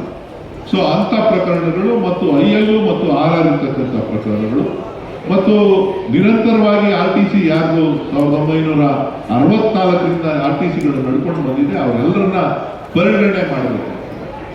ನಾನು ಒಬ್ಬ ಬಗರುಕುಂ ಸಾಗುವಳಿ ಅಧ್ಯಕ್ಷನಾಗಿ ಕೆಲವೊಂದು ವಿಚಾರಗಳನ್ನ ಅಧಿಕಾರಿಗಳ ಹತ್ರ ಚರ್ಚೆ ಮಾಡುವಂಥ ಸಂದರ್ಭದಲ್ಲಿ ಅಲ್ಲೇನಾಗಿದೆ ಅಂತ ಅಂದ್ರೆ, ದುರಸ್ತಿ ಮಾಡೋದಕ್ಕೆ ದಾಖಲೆಗಳು ಕೊಡಿ ಅಂತ ಕೇಳ್ತೀವಿ. ಯಾರ ದಾಖಲೆಗಳು ಅಂತ ಅಂದ್ರೆ, ನಿಮ್ಮ ತಾಲೂಕು ಆಫೀಸಲ್ಲಿರೋ ದಾಖಲೆಗಳನ್ನೇ ನೀವು ಮೂಲ ಅಂತ ಅಂದ್ರೆ, ನಿಮ್ಮ ತಾಲೂಕು ಆಫೀಸಲ್ಲಿ ದಾಖಲೆಗಳೇ ಇಲ್ಲ, ತಾಲೂಕು ಆಫೀಸಲ್ಲಿ ಫೈಲ್ಗಳೇ ಇಲ್ಲ, ಎಲ್ಲ ಮಾಯ ಆಗಿದೆ. ಇದು ಕನಕಪುರ ಒಂದೇ ಅಲ್ಲ, ಇಡೀ ರಾಜ್ಯದಲ್ಲಿ ಎಲ್ಲ ಕಡೆ ಇದೇ ರೀತಿಯ ಪ್ರಕರಣಗಳಿವೆ. ಅಟ್ಲೀಸ್ಟ್ ಆ ರೈತರ ಹತ್ರ ಇರ್ತಕ್ಕಂಥ ಮೂಲ ದಾಖಲಾತಿಗಳನ್ನ ಮತ್ತು ಅವರ ಸ್ಥಳ ಪರಿಶೀಲನೆಯನ್ನ ಇವತ್ತು ಫಾರೆಸ್ಟ್ ರೈಟ್ ಆಕ್ಟ್ ಅನ್ನ ಕೊಟ್ಟಿದ್ದಾರೆ ಕೇಂದ್ರ ಸರ್ಕಾರ. ಸುಮಾರು 1 ಜನರೇಷನ್ 3 ಜನರೇಷನ್ ಅಂತೇಳಿ ಅಂತ ಒಂದು ಸರಳೀಕರಣ ಮಾಡ್ತಕ್ಕಂಥದ್ದಕ್ಕೆ ತಾವು ಕಂದಾಯ ಸಚಿವರ ಹತ್ರ ಚಿಂತನೆಯನ್ನ ಮಾಡಿ ಮಾನ್ಯ ಉಪಮುಖ್ಯಮಂತ್ರಿಗಳು ಮತ್ತು ಸಾರಿಗೆ ಸಚಿವರು ಇಬ್ಬರು ಹೇಳಿದ್ರಿ, ನೀವು ಇಡೀ ರಾಜ್ಯದ ರೈತರಿಗೆ ಇದೊಂದು ವೇದಿಕೆ ಆಗಬೇಕು, ಇದಕ್ಕೆ ಪರಿಹಾರವನ್ನ ಕೊಟ್ರೆ ಕಂದಾಯ ಇಲಾಖೆಯಿಂದ ರೈತರು ಈ ಸಮಸ್ಯೆಗಳಿಂದ ಮುಕ್ತ ಆಗ್ತಾರೆ. ಆ ಒಂದು ಕೆಲಸವನ್ನ ತಾವು ಮಾಡಿಕೊಡ್ಬೇಕು ಅಂತ ಹೇಳಿ ನಾನಾದರೂ ತಮ್ಮಲ್ಲಿ ಕೈ ಮುಗಿದು ಪ್ರಾರ್ಥಿಸ್ತಾ, ಇನ್ನೊಂದು ನನ್ನ ಸಲಹೆ ಮೊದಲೇ ನಾನು ಕೊಟ್ಟಿದ್ದೆ, ಈ RTC ಒಳಗಡೆ ಫೋಟೋ ಮತ್ತು ಆಧಾರ್ ಕಾರ್ಡ್ ಅನ್ನ ಇಂಡೀಕರಣ ಮಾಡ್ತಕ್ಕಂಥದ್ದು. ಅವಾಗ ಏನಾಗುತ್ತೆ ಅಂತ ಅಂದ್ರೆ ಯಾರು ಡೂಪ್ಲಿಕೇಟ್. ಈಗ ಏನಾಗಿದೆ ಅಂತ ಅಂದ್ರೆ ಮಾರೇಗೌಡ ಅಂತ ಅಂದ್ರೆ 3 ಜನ ಇರ್ತಾರೆ ಊರಲ್ಲಿ, ಕೃಷ್ಣಪ್ಪ ಅಂತ ಅಂದ್ರೆ 5 ಜನ ಇರ್ತಾರೆ, DK ಶಿವಕುಮಾರ್ ಅಂತ ಅಂದ್ರೆ ನಮ್ಮೂರಲ್ಲಿ 3 ಜನ ಅವ್ರೆ. 3 ಜನನು ಕರ್ಕೊಂಡೋಗಿ ಈ ಶಿವಕುಮಾರ್ನ ಕೊಂಡೋಗ್ಬಿಟ್ಟು ಆ ಶಿವಕುಮಾರ್ನ ರಿಜಿಸ್ಟರ್ ಮಾಡ್ಕೊಟ್ಬಿಡುದು, ಈ ಕೃಷ್ಣಪ್ಪನ ಕರ್ಕೊಂಡಾಗ ಆ ಕೃಷ್ಣಪ್ಪನ ಕರ್ಕೊಂಡು ನಮ್ಮ ನಾಯಕರಲ್ಲಿ ಕೃಷ್ಣ ಅಂತ ಅವ್ರೆ. ಸೊ ಹಿಂಗೆ ಯಾರ್ಯಾರನ್ನ ಕುಂಡಿಸ್ಬೇಕು ಅವರನ್ನ ಕುಂಡಿಸ್ಬಿಟ್ಟು ಮಾಡ್ಬಿಡ್ತಾರೆ. ನೀವು ತಗೊಳ್ತಕ್ಕಂಥ ತೀರ್ಮಾನ ಭವಿಷ್ಯ ಮುಂದಿನ ಪೀಳಿಗೆಗೂ ಕೂಡ ಅದೊಂದು ಮಾದರಿ ಆಗ್ತದೆ. ಹಾಗಾಗಿ ಒಂದು RTC ಒಳಗಡೆ ಅವರ ಸಂಪೂರ್ಣವಾದಂತಹ ಆಧಾರ್ ಕಾರ್ಡ್ ಮತ್ತು ಫೋಟೋಗಳನ್ನ ಅದರಲ್ಲಿ ಚಿತ್ರೀಕರಿಸಿದ್ದೆ ಆಯ್ತು ಅಂತ ಅಂದ್ರೆ ಸಂಪೂರ್ಣವಾಗಿ ಎಲ್ಲರಿಗೂ ಕೂಡ ಒಂದು ನೆಮ್ಮದಿ. ಹಂಗೂ ನಿಮ್ಗೆ ಏನಾರ ಇತ್ತು ಅಂತ ಅಂದ್ರೆ ಸ್ಕ್ಯಾನ್ ಮಾಡ್ಬಿಟ್ಟು ಒಳಗಡೆ ಹಾಕ್ಬಿಡಿ, ಯಾರಿಗೂ ಗೊತ್ತಾಗಲ್ಲ, ಬರೀ ನಿಮಗೆ ಮಾತ್ರ ಗೊತ್ತಾಗಲ್ಲ, ಬರೀ ನಿಮಗೆ ಮಾತ್ರ ವ್ಯೂ ಮಾಡೋದು. ಗೌರ್ಮೆಂಟ್ ಪರ್ಪಸ್ಗೆ ವ್ಯೂ ಆಗೋ ತರ ಸಬ್ ರಿಜಿಸ್ಟ್ರಾರ್ಗಳಲ್ಲಿ ಬೇರೆಯವರಿಗೆ ಮಾತ್ರ ವ್ಯೂ ಆಗೋ ತರ ನೀವು ಮಾಡ್ತು ಅಂತ ಅಂದ್ರೆ ಅನುಕೂಲ ಆಗ್ತದೆ. ದಯವಿಟ್ಟು ಅದನ್ನ ಕಂದಾಯ ಸಚಿವರ ಹತ್ರ ಚರ್ಚೆ ಮಾಡಿ, ನಾನು ಕೂಡ ಅವ್ರ ಹತ್ರ ಮನವಿ ಮಾಡ್ತೇನೆ. ಇವತ್ತು ಹೆಚ್ಚಿನ ಸಂಖ್ಯೆಯಲ್ಲಿ ಬಂದಿದ್ದೀರಿ, ತಡ ಆಗಿದೆ, ಹೆಚ್ಚಿಗೆ ಮಾತನಾಡಲಿಕ್ಕೆ ಹೋಗದೆ ತಮ್ಮೆಲ್ಲರೂ ವಂದಿಸಿ ನನ್ನ ಮಾತನ್ನು ಮುಗಿಸ್ತೇನೆ. ಜೈ ಹಿಂದ್, ಜೈ ಕರ್ನಾಟಕ. ಹೇಳಿದ್ದಾರೆ, ಸುರೇಶ್ ಅವರು ಹೇಳಿದ್ದಾರೆ, ಹೆಚ್ಚಿಗೆ ಮಾತಾಡದೆ ಇವತ್ತು ನಮ್ಮ ಪಕ್ಷ ನಾವೇನು ಹೇಳ್ತೀವೋ ಅದನ್ನು ಮಾಡ್ತೀವಿ ಅನ್ನೋದಕ್ಕೆ ಇದೇ ಸಾಕ್ಷಿ. ಇವತ್ತು 5,000 ಇದ್ದಂಥ ಸರ್ವೆ ನಂಬರ್ಗಳು ಇವತ್ತು 23,000 ಆಗಿದೆ. ಈ ಕಾರ್ಯಕ್ರಮ ಸುರೇಶ್ ಅವರು ಹೇಳಿದಾಗೆ ಮುಂದಿನ ದಿನಗಳಲ್ಲಿ ಇವತ್ತು ಈ ಹೋಬಳಿ ಆಗಿದೆ, ಅದೇ ರೀತಿ ಕನಕಪುರ ತಾಲೂಕು ಆಗಬೇಕು, ರಾಮನಗರ ಜಿಲ್ಲೆ ಆಗಬೇಕು, ಮತ್ತು ಇಡೀ ರಾಜ್ಯದಲ್ಲಿ ಎಲ್ಲ ಕಡೆ ಕೂಡ ನಮ್ಮ ಸರ್ಕಾರ ಈ ಕಾರ್ಯಕ್ರಮವನ್ನು ಖಂಡಿತ ಮಾಡಿ ರೈತರು ಏನು ತಾಲೂಕು ಆಫೀಸು ಸರ್ವೆ ಆಫೀಸ್ ಹೋಗಿ ಈ ಸಮಸ್ಯೆ ಪರಿಹಾರ ಮಾಡ್ಕೊಳ್ಳೋಕ್ಕೆ ಓಡಾಡ್ತಾ ಇದ್ರು ಅದೆಲ್ಲ ಕೂಡ ತಪ್ಪಿಸುವಂಥ ಕೆಲಸವನ್ನು ನಮ್ಮ ಸರ್ಕಾರ ಮಾಡ್ತಾ ಇದೆ ಅಂತ ನಾನು ಈ ಸಂದರ್ಭದಲ್ಲಿ ಹೇಳಿ, ಯಾವತ್ತೂ ಕೂಡ ಕನಕಪುರ ತಾಲೂಕು ಪ್ರಾರಂಭದಲ್ಲಿ ಏನೇ ಮಾಡಲಿ ಕೂಡ ಇಲ್ಲೇ ಪ್ರಥಮ ನರೇಗಾದಲ್ಲಿ ರಾಷ್ಟ್ರ ಮಟ್ಟದಲ್ಲಿ ಇಲ್ಲಿ ಹೆಸರು ಬಂತು.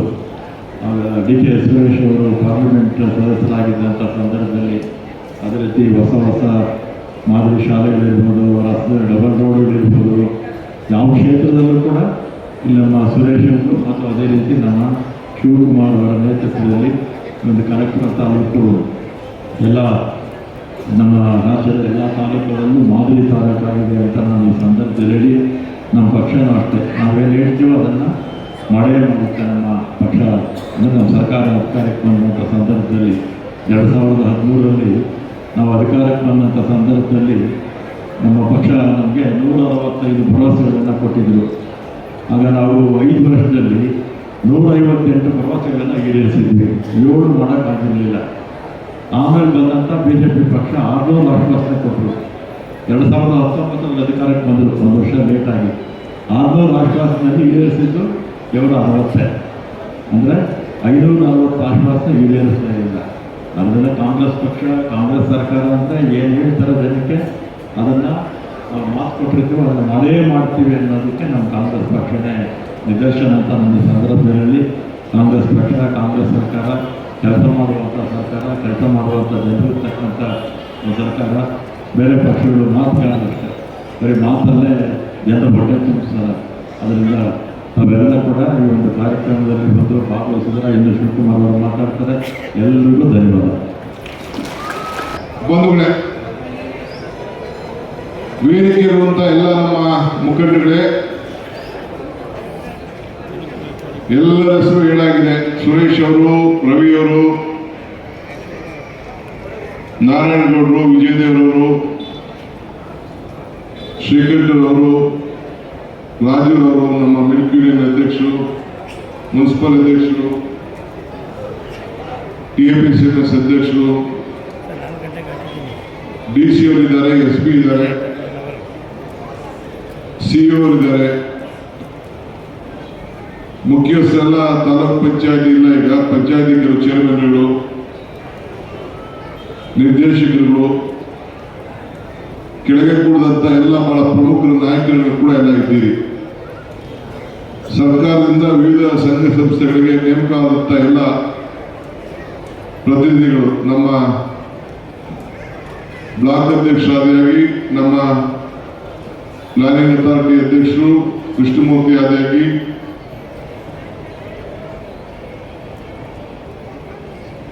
ನಮ್ಮ ಗ್ಯಾರಂಟಿ ಸಮಿತಿ ಅಧ್ಯಕ್ಷರು ದಿಲೀಪ್ ಆದಿಯಾಗಿ ಎಲ್ಲ ಕೂಡ ಎಲ್ಲ ಇದ್ದಾರೆ, ಮಾಧ್ಯಮ ಸ್ನೇಹಿತರೆಲ್ಲ ಇದ್ದಾರೆ. ಈಗಾಗಲೇ ನಮ್ಮ ಮಂಜುನಾಥ್ ಅವರು, ನಮ್ಮ ಮೂಲ ದಾಳಿಂಬ ಅವರೇ ಈ ಸಲ ಈ ಒಂದು ಸರ್ವೆ ಇಲಾಖೆಯ ಜವಾಬ್ದಾರಿಯನ್ನು ಸರ್ಕಾರ ವಹಿಸಿದೆ. ನಮ್ಮ ತಾಲೂಕಿನಿಂದ ಅವರೊಬ್ಬರು IAS ಅಧಿಕಾರಿ, ಅವ್ರಿಗೆ ಈ ತಾಲೂಕಿನ ಸೇವೆ ಮಾಡುವಂತ ಒಂದು ಭಾಗ್ಯ ಇವತ್ತು ಅವ್ರ ಕೈಗೆ ಸಿಕ್ಕಿದೆ. ಅವರು ಸುರೇಶ್ ಮತ್ತು ಕೃಷ್ಣ ಬೈರೇಗೌಡರು ಎಲ್ಲ ಕೂತ್ಕೊಂಡು ಮಾತಾಡಿ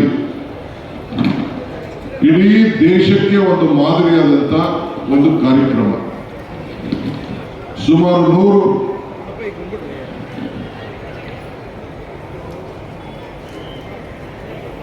ಸ್ಟೇಜ್ ಮೇಲೆ ಸ್ವಲ್ಪ ಕೂತ್ಕೊಂಡು ಕೇಳಿ ಏನ್ ಹೇಳ್ತಾ ಇದ್ದಾರೆ, ನೀವು ಮಾತಾಡೋದು ಎಂದೇ ಕೂತಿದ್ರು. ಸುಮಾರು 100 ವರ್ಷದ ಹಿಂದೆ ಬ್ರಿಟಿಷ್ ಅವರು ಸರ್ವೆ ಮಾಡಿತ್ತು. ಈಗ ಒಂದು ಹೊಸ ಮಾದರಿ,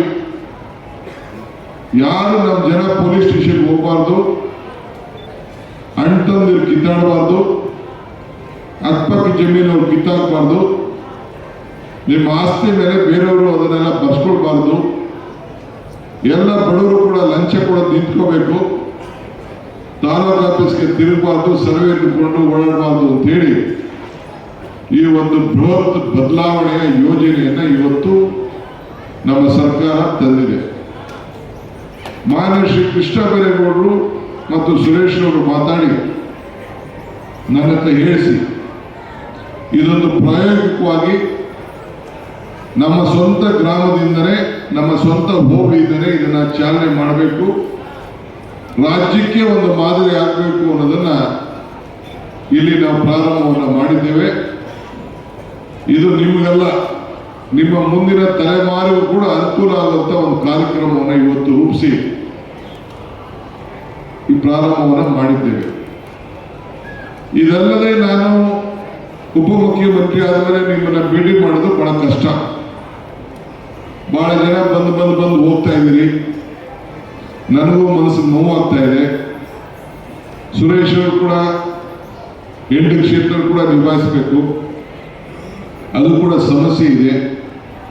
ಆ ದೃಷ್ಟಿಯಿಂದ ಮೊನ್ನೆ ನಾನು ಕನಕಪುರದಲ್ಲಿ ಈ ರೀತಿ ಕಾರ್ಯಕ್ರಮ ಮಾಡಿದಾಗ ನನ್ನ ಶ್ರೀಕಂಠ ಅವರು ಸಲಹೆ ಮಾಡಿದ್ರು, ಇದು ಹೋಬಳಿಗಳಿಗೆ ಹೋಗೋದ್ರಿಂದ ಅಲ್ಲಿ ಜನರಿಗೂ ಅನುಕೂಲ ಆಗ್ತದೆ ಅನ್ನೋದು ಒಂದು ಅವರ ಸಲಹೆ ಕೂಡ ಇತ್ತು. ಅದಾದಮೇಲೆ ಸಾತ್ತೂರು ಹೋಬಳಿಯನ್ನು ಕೂಡ ಮಾಡಿದೆ. ಇವತ್ತು ಉಯ್ಯಂಬಳಿ ಹೋಗ್ಲಿಕ್ಕೆ ಬಂದಿದ್ದೀನಿ. ಇನ್ನು ಮುಂದಿನ ತಿಂಗಳು ನಾನು ಕೋಡಳ್ಳಿ ಹೋಗ್ಲಿಕ್ಕೆ ಹೋಗ್ತೀನಿ.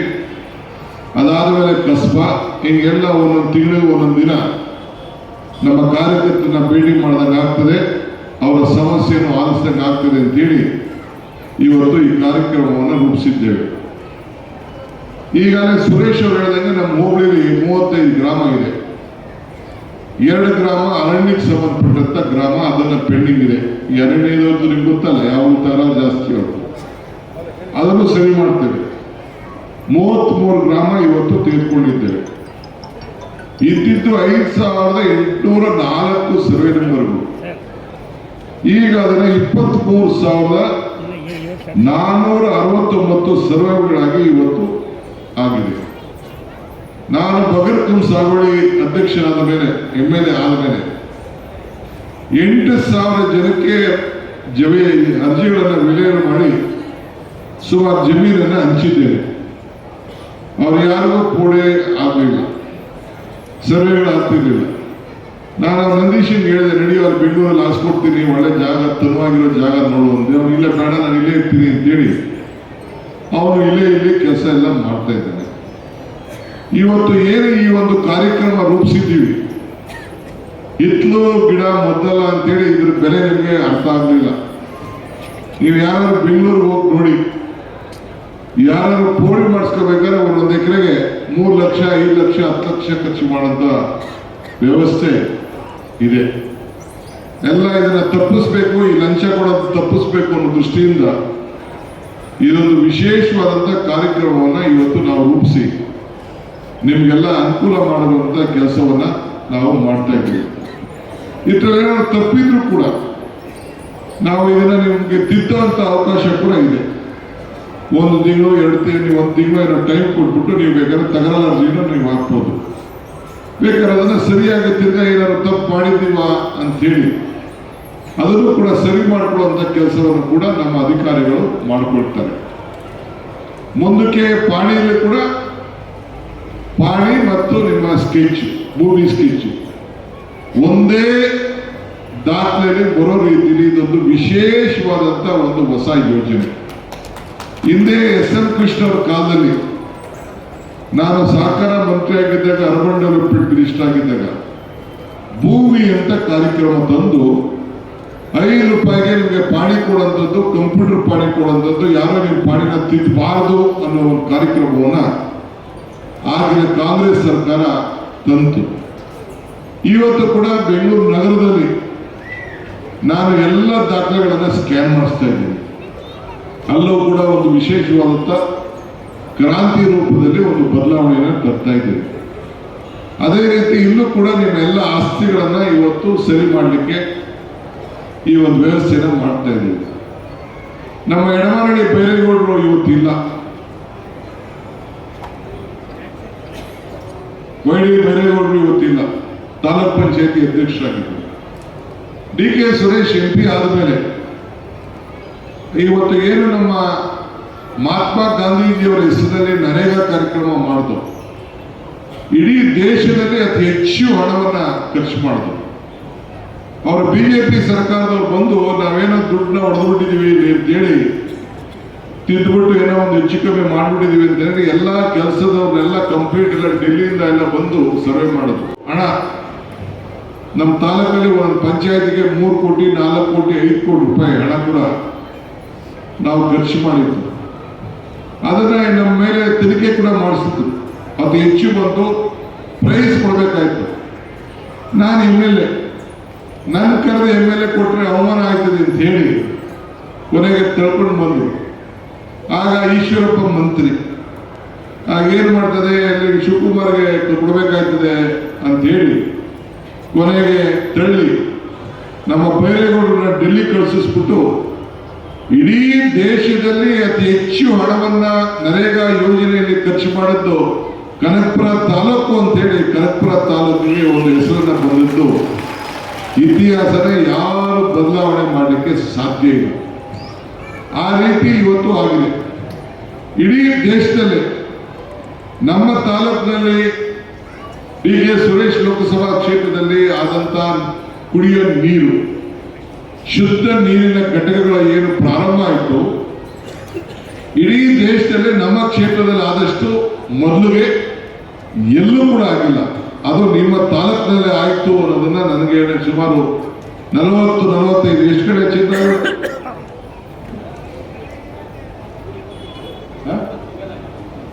ನಮ್ಮ ತಾಲೂಕಿನಲ್ಲಿ 120 ಈ 120 ಕಡೆ ಶುದ್ಧ ನೀರಿನ ಘಟಕವನ್ನ, ಯಾಕೆ ಅಂದ್ರೆ ಈ ಅರ್ಕಾವತಿ ನೀರು ಒಳಗಡೆ ಹೋಗ್ತಾ ಇದೆ, ಎಲ್ಲರಿಗೂ ಆರೋಗ್ಯ ಹೆಚ್ಚು ಕಮ್ಮಿ ಆಗ್ತದೆ.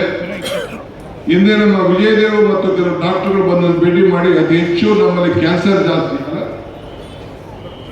ಜಾಸ್ತಿ ಆಗ್ತಾ ಇದೆ ಅಂತ ಹೇಳಿ ಕೆಲವು ಡಾಕ್ಟರ್ಗಳು ಬಂದಂತ ಚರ್ಚೆ ಮಾಡಿದ್ರು.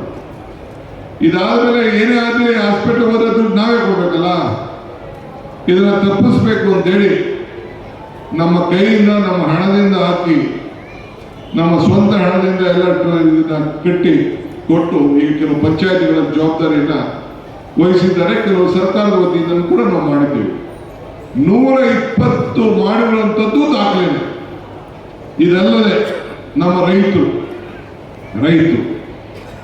ಒಂದು ರೈತನಿಗೆ ಇಲ್ಲ ಇಬ್ರು ರೈತರಿಗೆ ಒಂದು ಟ್ರಾನ್ಸ್ಫಾರ್ಮರ್ ಕಾಶ್ಮೀರದ ಕನ್ಯಾಕುಮಾರಿವರೆಗೂ ಯಾವ ತಾಲೂಕಿನಲ್ಲೂ ಇಲ್ಲ.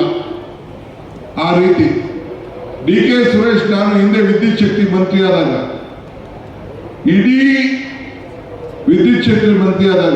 ಇಡೀ ದೇಶದಲ್ಲಿ ಎಲ್ಲೂ ಕೂಡ ಇಲ್ಲಿರುವಂಥದ್ದು ಅವರ ಲೋಕಸಭಾ ಕ್ಷೇತ್ರಕ್ಕೆ ಸಂಬಂಧಪಟ್ಟಂತೆ ಕುಣಿಗಲ್ಲು, ರಾಮನಗರ, ಚನ್ನಪಟ್ಟಣ, ಮಾಗಡಿ, ಕನಕಪುರ ಇಷ್ಟು ಕಡೆ ಈ 5 ಕಡೆ ಕೂಡ ಈ ಟ್ರಾನ್ಸ್ಫರ್ನ ಹೈ ವೋಲ್ಟೇಜ್ ಡಿಸ್ಟ್ರಿಬ್ಯೂಷನ್ ಸಿಸ್ಟಮ್ ಅಂತೇಳಿ ಮಾಡಿದ್ದೀವಿ. ಇನ್ನು ಎಲ್ಲೂ ಅದನ್ನು ಬೇರೆ ಕಡೆ ಮಾಡೋಕ್ಕಾಗಲಿಲ್ಲ.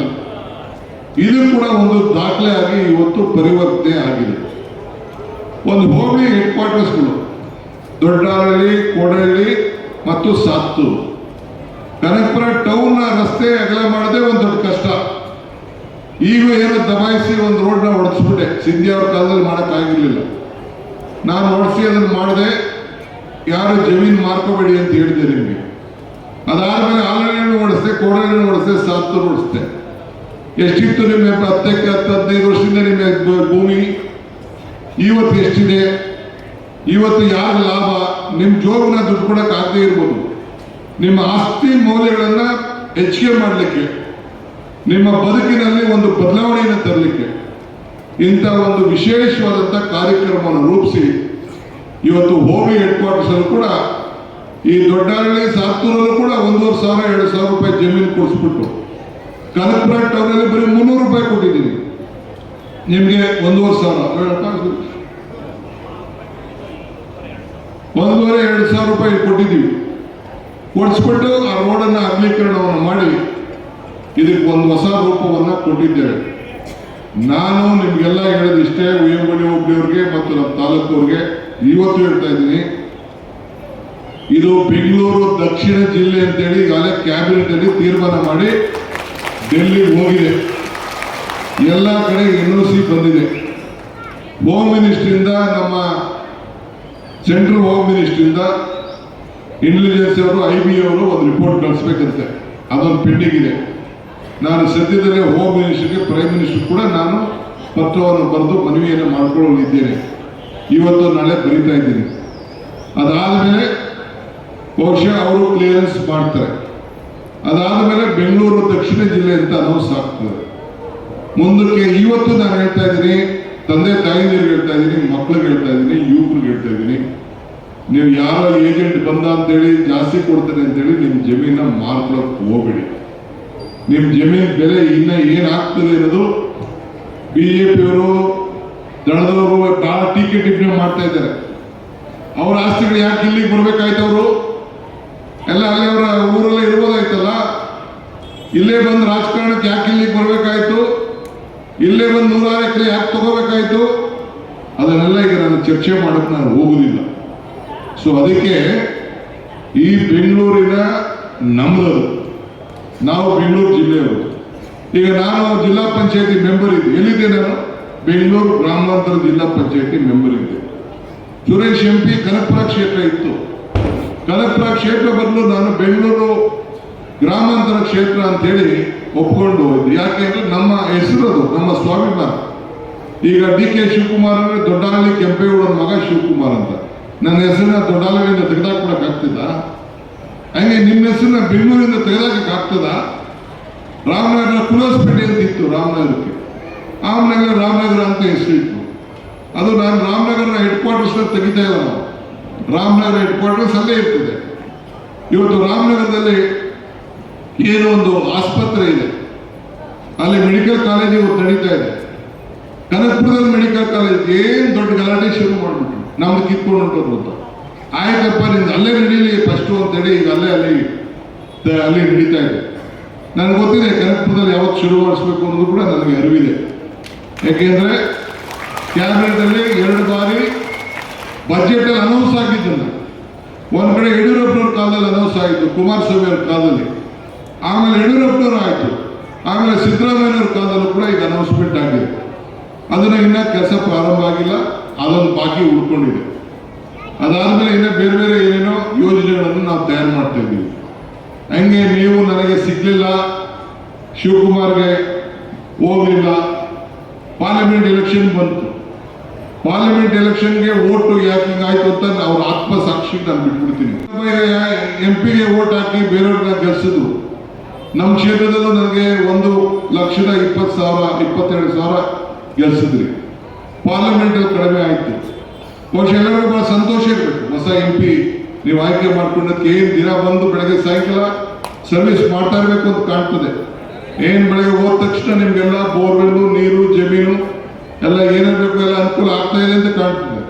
ಸಂತೋಷವಿರಲಿ. ಜನ ಯಾರ್ಯಾರು ಓಟ್ ಹಾಕಿದಾರೋ ಅವ್ರೆಲ್ಲ ಸಂತೋಷ ಇರಲಿ. ಆದ್ರೆ ನನಗೇನು ಬೇಜಾರಿಲ್ಲ. ಈ ಕಾರ್ಯಕ್ರಮ ಏನ್ ನಾವು ಮಾಡ್ತಾ ಇದ್ದೀವಿ, ದಳಕ್ಕೆ ಓಟ್ ಹಾಕಿ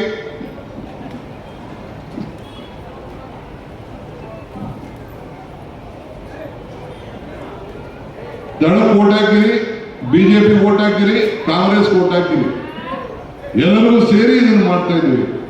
ನಿಮ್ಮ ಆತ್ಮ ಸಾಕ್ಷಿ ಒಪ್ಕೊಂಡ್ರೆ ಸಾಕಾಗಿತ್ತು. ಏನ್ ಪಾರ್ಲಿಮೆಂಟ್ ಆದ ತಕ್ಷಣ ಏನ್ ನೆಕ್ಸ್ಟ್ ಅಸೆಂಬ್ಲಿಗೆ ನಾನು ರೆಡಿ ಆಗ್ಬಿಡ್ತೀನಿ ಅಂತ ಏನೆಲ್ಲ ಗಡ್ಡುಗಳಿತ್ತು. ಚನ್ನಪಟ್ಟಣ ಎಲೆಕ್ಷನ್ ಬಂತು. ಇದೇ ರೀತಿ 9 ಕಡೆ ನಾನು ಚನ್ನಪಟ್ಟಣದಲ್ಲಿ ಬಾಗಿಲಗೇರಿನ ಸರ್ಕಾರವನ್ನು ತೆಗೆದುಕೊಂಡು ಬರ್ತೀನಿ ಅಂತ ಹೇಳಿ ಚುನಾವಣೆಗೆ ಸೋತ ಒಂದೇ ತಿಂಗಳಿಂದ ಪ್ರಾರಂಭ ಮಾಡಿ ಮೀಟಿಂಗ್ ಬಂದು ಇಡೀ ನಮ್ಮ ಜಿಲ್ಲಾ ಅಧಿಕಾರಿಗಳು ಎಲ್ಲ ಅಧಿಕಾರಿಗಳನ್ನ ಕರ್ಕೊಂಡೋಗಿ ಮನೆಗೂ ಅರ್ಜಿ ಕೊಡಿಸಿ 26,000 ಜನ ಅರ್ಜಿ ಕೊಟ್ಟರು. ಈಗ ನಾನು ಬರ್ಬೇಕಾದ್ರೆ ನಮ್ಮ PS ಕೇಳ್ತಾ ಇದ್ದೆ, ನಮ್ಮ ತಾಲೂಕಲ್ಲಿ ನಮ್ಮ ಊರಲ್ಲಿ ಅರ್ಜಿ ಬರುವುದಿಲ್ಲ ರೀ, ಅಲ್ಲಿ ಜನಕ್ಕೆ ಸಮಸ್ಯೆ ಇಲ್ಲ, ಎಲ್ಲ ಸುರೇಶ್ ಎಲ್ಲ ಅಟೆಂಡ್ ಮಾಡಿದ್ದಾನೆ ಅಂತೇಳಿ. ಈಗ ಬರೀ ಎಷ್ಟು ಬಂತು ಅಂದ್ರೆ ಇಲ್ಲಿಗೆ ಬಂದು ಅರ್ಜಿ ಕೊಟ್ಟಿರೋರು 285 ಕಂದಾಯ ಇಲಾಖೆ ಕೊಟ್ಟವ್ರೆ, ಗ್ರಾಮ ಪಂಚಾಯತಿ 105 ಕೊಟ್ಟವ್ರೆ, ಬೆಸ್ಕಾಂ 10 ಕೊಟ್ಟವ್ರೆ, ಇನ್ನು ಯಾವ್ದೋ ಸಣ್ಣ ಪಣ್ಣ ಪೆನ್ಷನ್ ಅವರು ಒಂದಷ್ಟು ಕೊಟ್ಟು 400 ಚಿಲ್ಲರೆ ಅರ್ಜಿಗಳು ಮಾತ್ರ ಇಲ್ಲಿಗೆ ಬಂದಿದೆ. ಅದನ್ನು ಎಲ್ಲ ಅಧಿಕಾರಿಗಳು AC ಇದ್ದಾರೆ, DC ಇದ್ದಾರೆ, SP ಇದ್ದಾರೆ, ಎಲ್ಲರೂ ಇದ್ದಾರೆ, ಎಲ್ಲ ಪಂಚಾಯತಿ ಅಧಿಕಾರಿಗಳಿದ್ದಾರೆ, ಅಗ್ರಿಕಲ್ಚರ್ ಡಿಪಾರ್ಟ್ಮೆಂಟ್ ಅವರು ಇದ್ದಾರೆ, ಎಲ್ಲರೂ ಕೂಡ ಇವತ್ತಿದ್ದಾರೆ. ಈಗ ನಾನು ನಿಮ್ಮ ಈ ಯೋಜನೆ ಬರೀ ನಿಮ್ಮ ಹೋಬಳಿಗಲ್ಲ, ಈಗಲೇ ಸುರೇಶ್ ಅವರು ಮತ್ತು ನಮ್ಮ ಮಂಜುನಾಥ್ ಹೇಳಿದ್ರು, ಇದನ್ನ ಇಡೀ ತಾಲೂಕಿಗೆ ವಿಸ್ತರಣೆ ಮಾಡ್ತೀವಿ ಈ ರೀತಿ. ಆಮೇಲೆ ಇಡೀ ರಾಜ್ಯಕ್ಕೂ ವಿಸ್ತರಣೆ ಆಗುವಂತ ಕೆಲಸ ಇವತ್ತು ಮಾಡ್ತಾ ಇದ್ದೀವಿ. ಈಗಾಗಲೇ ನಮ್ಮ ಏಳಗಳ್ಳಿ ಗ್ರಾಮ ಪಂಚಾಯತಿ ದೊಡ್ಡಹಳ್ಳಿ ಈ ಕಡೆ 2,500 ಎಕರೆ ಹನಿ ನೀರಾವರಿಗೆ ಈಗಾಗಲೇ ಸಿದ್ಧತೆ ಆಗಿದೆ. ಅದು ಈಗಾಗಲೇ ಮಾರ್ಚ್ ಅಲ್ಲಿ ಮೈಕ್ರೋ ಇರಿಗೇಷನ್ ಪ್ರಾಜೆಕ್ಟ್. ಆದಷ್ಟು ರೇಷ್ಮೆ ಇವತ್ತು ನಮ್ಮ ತಾಲೂಕು ಇಡೀ ದೇಶದಲ್ಲಿ ಅತಿ ಹೆಚ್ಚು ರೇಷ್ಮೆಯನ್ನು ನಾವು ಈ ಸಂದರ್ಭದಲ್ಲಿ ನಾವು ಮಾಡ್ತಾ ಇದ್ದೀವಿ.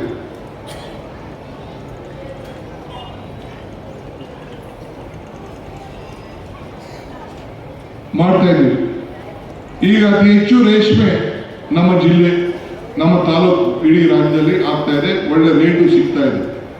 ಇದನ್ನು ನೀವು ಮುಂದುವರಿಸ್ಕೊಂಡು ಹೋಗ್ಬೇಕು.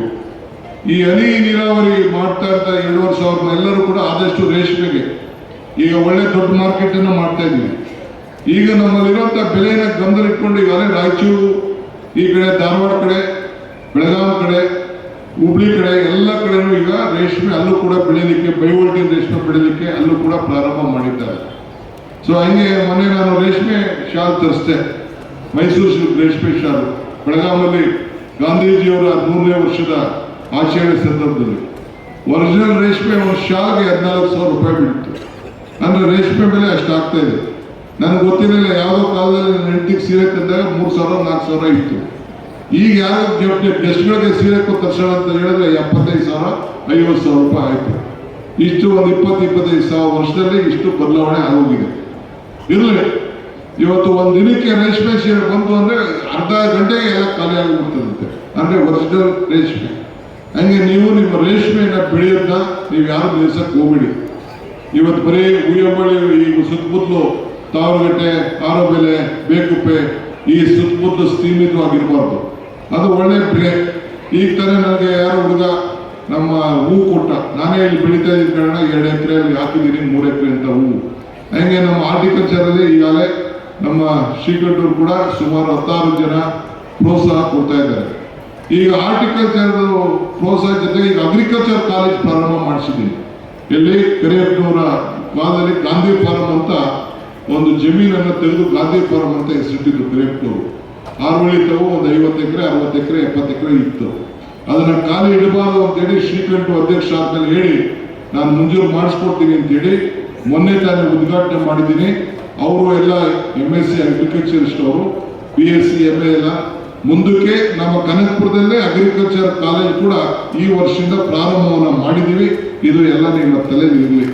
ಬರೀ ಇಂಜಿನಿಯರು ಡಾಕ್ಟ್ರು ಅಂತ ಅನ್ಕೊಂಡು ಹೋಗಿ ಬೇರೆ ಬೇರೆ ಯಾವ್ದು ತಗೊಂಡು ಹೋಗಿ ಮಾಡಕ್ ಹೋಗ್ಬಿಡಿ. ಇದನ್ನು ಕೂಡ ಇನ್ನು ಮುಂದಕ್ಕೆ ನೀವು ಅರ್ಜಿ ಹಾಕೊಂಡು ಹೋಗ್ಬೇಕು. ಆಮೇಲೆ ಕಾವೇರಿ ನದಿಯಿಂದ ಸಂಗಮದ ಬಳಿ ಇರುವಂತ ಆರಳ್ಳಿ ಉಯ್ಯಂಬಳ್ಳಿ ಹೋಬಳಿಗೆ 21 ಕೆರೆಗಳಿಗೆ ನೀರು ತುಂಬಿಸ್ಲಿಕ್ಕೆ ಈಗಾಗಲೇ ಯೋಜನೆ ತಯಾರಾಗಿದೆ. ಟೆಂಡರ್ ಕೂಡ ಅಪ್ರೂವಲ್ ಆಗಿದೆ, ಕೆಲಸ ಕೂಡ ನಡೀತದೆ. 108 ಕೋಟಿ ರೂಪಾಯಿ ವೆಚ್ಚದಲ್ಲಿ ಆ ಯೋಜನೆಯನ್ನ ಈಗಾಗಲೇ ನನ್ನ ಇಲಾಖೆಯಲ್ಲಿ ನಾನು ಅದನ್ನು ತಯಾರು ಮಾಡ್ತಾ ಇದ್ದೀನಿ. ಇದನ್ನ ನಿಮ್ಮ ಕೆರೆಗಳನ್ನ ತುಂಬಿಸ್ಲಿಕ್ಕೆ ಅಂತರ್ಜಲ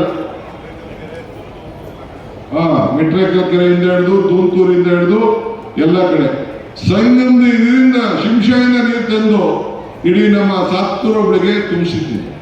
ಆ ಕಡೆ ಕಸ್ಬಾ ಒಬ್ಬಳಿಗೆ ತುಂಬಿಸಿದ್ದೀನಿ. ಎಷ್ಟು ಗೊತ್ತಿದೆಯೋ ನಿಮಗೆ ಗೊತ್ತಿಲ್ಲ. ಎಷ್ಟೆಲ್ಲ ಮಾಡುವಂತ ಕೆಲಸ ಮಾಡಿ ಇನ್ನೇನು ಮಾಡ್ಲಿಕ್ಕೆ ಸಾಧ್ಯ? ನಮ್ಮ ಸ್ವಂತ ಜಮೀನುಗಳನ್ನ ಬರ್ಕೊಂಡು ಈಗ ನಿಮ್ಮೂರಲ್ಲಿ ಹಾಸ್ಟೆಲ್ ಇದೆ ನೋಡ್ತೀರಿ. ಇದನ್ನ ಗುಡ್ಡೆ ಪಕ್ಕದಲ್ಲಿ ನಮ್ಮ ಸೋಲಾರ್ ಪ್ಲಾಂಟ್ ತೆಗೆದುಕೊಂಡು ಬಂದಿದ್ವಿ. ಎಲ್ಲ ನೋಡಿದಿರ ಸೋಲಾರ್ ಪ್ಲಾಂಟ್? ಜಮೀನಿಗೆ ಬೆಳೆ ಅವ್ರ ಜಮೀನು ಅವನ ಹೆಸರಲ್ಲೇ ಇದೆ. ಅವ್ರಿಗೆ ಬಾಡಿಗೆ 25-30 ಸಾವಿರ ರೂಪಾಯಿ ಬಾಡಿಗೆ ಬರ್ತಾ ಇದೆ ಒಂದು ಎಕರೆಗೆ. ಆ ಬೋರಲ್ಲಿ ಏನ್ ಬೆಳೀತಿದ್ರು ಅವರು, ಯಾರು ಬೇಕಾದ್ರೂ ಮಾರ್ಕೊಳ್ಬೋದು. ಈಗ ಪಕ್ಕದಲ್ಲಿ ಹಾಸ್ಟೆಲ್ ಮಾಡಿಸಿದ್ದೀನಿ. ಇಲ್ಲಿ ಜಮೀನು ನಮ್ಮ ಅಜ್ಜಿ ಹೆಸರಲ್ಲಿ ಜಮೀನ ಖರೀದಿ ಮಾಡಿ ಇಟ್ಕೊಂಡಿದ್ದೆ.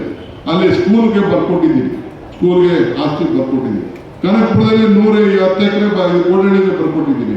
ಇನ್ಯಾರು ಮಂಜುನಾಥ್ ಕೆಲ ಕುಮಾರಸ್ವಾಮಿ ಇಡೀ ರಾಜ್ಯದಲ್ಲಿ 1 ಎಕರೆ ಯಾರಿಗಾರು ಇಂಥ ಶಾಲೆಗೆ ಬರ್ಕೊಟ್ಟಿದ್ದಾರ? ಯಾರಿಗಾರು ಬರ್ಕೊಟ್ಟಿದ್ದಾರ? ಒಂದು ಶಾಲೆಗೆ 1 ಎಕರೆ ಸೈಟ್ಗೆ ಯಾರು ಬರ್ಕೊಟ್ಟಿದ್ದಾರ? ಇದು ನಮಗೋಸ್ಕರ. ನನಗೆ ನೀವು ಸಾಕಿದ್ದೀರಿ, ಬೆಳೆಸಿದ್ದೀರಿ, ಸುರೇಶ್ನ ಪಾರ್ಲಿಮೆಂಟ್ ಕಳಿಸಿದ್ದೀರಿ, ನನ್ನ ಜಿಲ್ಲಾ ಪಂಚಾಯತಿ ಮೆಂಬರ್ ಮಾಡಿದ್ದೀರಿ, TAPC ಡೈರೆಕ್ಟರ್ ಮಾಡಿದ್ದೀರಿ, MLA ಮಾಡಿದ್ದೀರಿ, ಮಂತ್ರಿ ಮಾಡಿದ್ದೀರಿ, ಉಪಮುಖ್ಯಮಂತ್ರಿ ಕೂಡ ಮಾಡಿದ್ದೀರಿ. ಇದನ್ನ ನಿಮ್ಮ ಋಣವನ್ನ ತೀರಿಸಬೇಕು ಅನ್ನೋ ದೃಷ್ಟಿಯಿಂದ ಇವತ್ತು ಇಂಥ ಕೆಲಸವನ್ನ ಮಾಡ್ತಾ ಇದ್ದೀವಿ. ಇದನ್ನ ಬೇರೆ ಜನರಿಗೆ ಯಾರು ನಮ್ಮ ಪರವಾಗಿ ನಿಂತ್ಕೊಂಡು ಒಳಗಡೆ ತಟ್ಟಿ ಮರಿ ಇಟ್ಟು ಬೇರೆಯವ್ರಿಗೆ ಒತ್ತಿದ್ರು ಅವ್ರು ನೀವು ಹೇಳಬೇಕು, ನಿಮ್ಮ ಆತ್ಮಸಾಕ್ಷಿ ನೀವು ಓಟ್ ಹಾಕ್ಬೇಕು ಮುಂದಕ್ಕೆ ಅಂತೇಳಿ ನೀವು ಹೇಳುವಂತ ಕೆಲಸವನ್ನು ಇಟ್ಟು ನೀವೆಲ್ಲ ಸರಿ ಮಾಡಬೇಕಾಗ್ತದೆ. ಬಹುಶಃ ಏನ್ ನಿಮ್ಮ ರಸ್ತೆಗಳಿದೆ, ನಿಮ್ಮ ರಸ್ತೆಗಳು ಈಗ ಕನಕಪುರ ಬೆಂಗಳೂರು ರಸ್ತೆ ಹೆಂಗಿತ್ತು?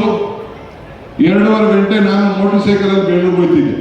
ಮೋಟರ್ ಸೈಕಲಲ್ಲಿ ಬೇರೆ ವ್ಯಾನಲ್ಲಿ ಕೂತ್ಕೊಂಡು ನಾನು ಹೋಗ್ತಿದ್ದೆ. ನಾನು MLA ಆದ ವಸ್ತುಗಳು ಹೇಳ್ತಾ ಇದ್ದೀನಿ. ನಮ್ಮ ಆಗಣ್ಣ ಒಂದು ಮೋಟರ್ ಸೈಕಲ್ ತಗೊಂಡಿದ್ದೆ ನನಗೆ ಎಲೆಕ್ಷನ್ ಸೋತ ಮೇಲೆ. 2.5 ಗಂಟೆ ಆಯ್ತಿತ್ತು. ಈಗ ನಾನು ಬಂದೆ, ಕಾರಲ್ಲಿ ಬಂದೆ, 40 ನಿಮಿಷಕ್ಕೆ ನಾನು ಕನಕಪುರಕ್ಕೆ ಬಂದಿದ್ದೀನಿ. ಎಷ್ಟೊತ್ತಿಗೆ? 40 ನಿಮಿಷಕ್ಕೆ ನಾನು ಕನಕಪುರಕ್ಕೆ ಬಂದಿದ್ದೀನಿ. ಅದಕ್ಕೆ ಮುಂದಕ್ಕೆ ಇನ್ನ ಏನೇನೋ ವಿಚಾರ ಇದೆ.